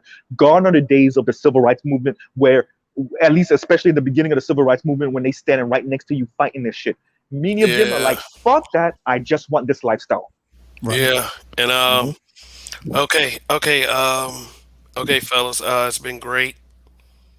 But listen up, it's getting late. Got to wake up and do some things tomorrow morning. So let's go ahead and get in our final statements for tonight. Let me go first. Let me go first. All All right, right. all right. Yo, respect. Long live the Bishop Line Steppers. Good to see you back, Weekend Warrior. I see you ain't rocking with All right. Fridays no more. You know what I'm saying? You let Big D take that over. Yeah. Yo, respect. As far as it goes for the the Blame Black Men show, speaking of the accountability, right? It all goes toward, you know what I'm saying, back to that lack of accountability. But back to the lack of accountability, what are they blaming black men for? So you speak of the solutions that, or the problems that people would think are problems. I'm letting y'all know the only reason black women want these problems solved is that they can continue getting what access they got and maybe a greater ease of that. But none of that is associated with correcting the problems of the community for the enrichment of the family as a whole. Because I mean, we understand that they objectify their children much like one of them purses that they like to buy. So in an aspect of blaming us, it's so much easier to blame us rather than to actually take a full accountability across the board so we can see where you know what I'm saying, the lack of integrity is in the whole of the ship. That way we don't keep, you know what I'm saying, or the submarine. Fuck it, we ain't even on the ship no more. You know what I'm saying? The submarine. That way we don't plummet into the depths. But that's what it seems like, you know what I'm saying, is what's going to happen. And that's why I say they got to reach rock bottom. As Z was saying, he want them to get the materialism. He wants them to get, you know what I'm saying, try to get all that life that they try to do, keeping up with the, Pilgrim Joneses or whatever, and really understand it's still empty. It's still empty, and that's what it's going to take. You know what I'm saying? It is only thing it's going to take. It really is for us to wait out the game, and then once they do return, they're going to have to return because the environment is going to dictate that they do. Yep. Once that happens, and it is the environment dictating that they return, then this is where the so-called negotiations kick in, if there is any. But it can't be in any aspect to where as the environment as is, and then, you know what I'm saying, because they're just going to be showing up as a conveniency. You don't want them to show up as a conveniency. You want them to show up as a principle for rebuilding that which is broken. But if it's just a conveniency, it'll just be a whole new generation cycle of suckerism, and fuck all that. So, you know what I'm saying, y'all take care of yourself, be safe, and don't get that motherfucking vaccine. Holla. Yeah, thank you, Roger son. And you actually have a Cash Money and No Limit collab talking about vax that thing up. So somebody might have Yep. Seen some it. exceptions. But anyway, Rogish, as always, man. Who's next? I'll go next. All So right. so this was a great topic. Thanks, Kev, for having me up. Great topic, brother. And I'll end with this. Once again, let's let them get all the materialistic shit they got, right? Rich people, sometimes they be blowing smoke up our ass when they're like, money isn't everything. Trust me, I got it. It ain't all that. But sometimes they're telling the truth because they've reached the highest heights of being able to go where they want to go, buy what they want to buy. And after a couple decades of that shit, it's super unfulfilling if you don't got other things that matter in your life. And oftentimes it'd be the intangible shit, right? The spiritual shit, the being with your children and your wife and your significant other shit, right? And your friends. I want sisters to get pretty much everything they want so they could see how unfulfilling it is and so they could stop blaming black men for everything. We're reaching the limits of what money can buy.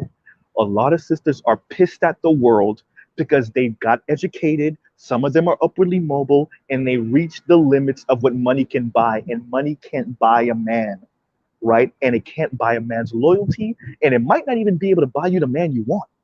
So that is one of the reasons why they're raging. And I'll end it with that. This blame black men thing, obviously it's not working with modern information and data. It's really making them look foolish and childish, and they're throwing grown up temper tantrums. Like I said, these rage porn content creators ain't doing it enough for them anymore. That's why they go on the Kevin Samuel show and shit. So yeah, man, like this blame black men thing, it ain't gonna work. It's pretty much dead anyway. They're just trying to squeeze the last bit of juice out of it. Once again, Kev, thank you for having me up, brother. And I'll catch you later. I guess tomorrow. You said well, Monday. Yeah. Anyway, but yeah, once again, thanks for having me up. All right, y'all. Peace.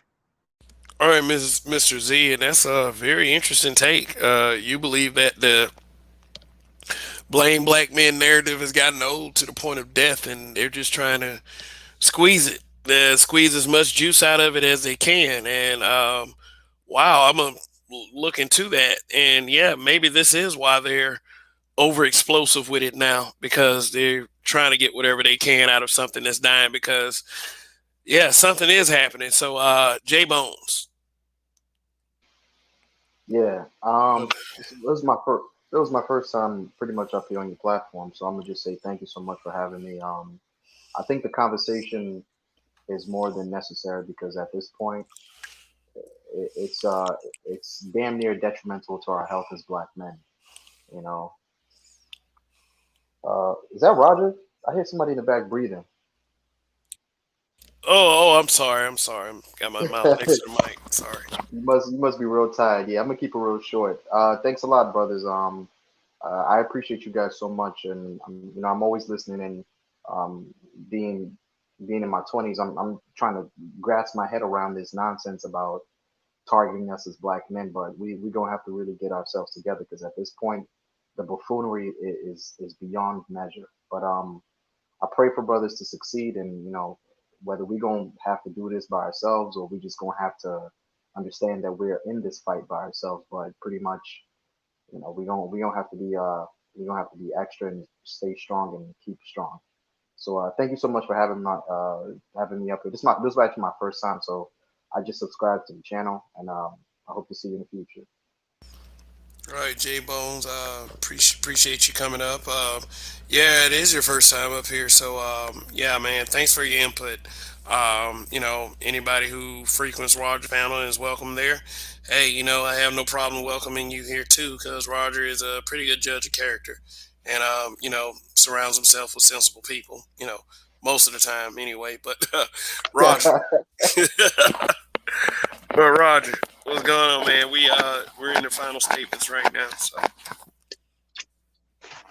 Well, man, I got pulled away for a minute. I wanted to participate more, and just got back. So since we're already in the final statements, I just want to say it was a great subject matter. It ain't my fault. It ain't black men's fault.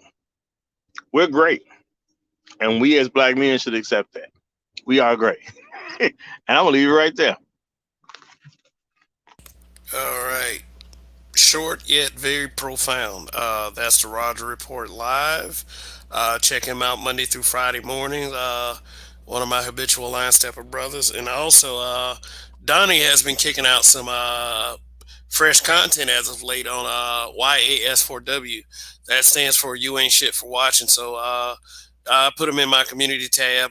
So check out my community tab and definitely subscribe to Donnie if you're not subscribed to him already. About the subject matter about blame black men.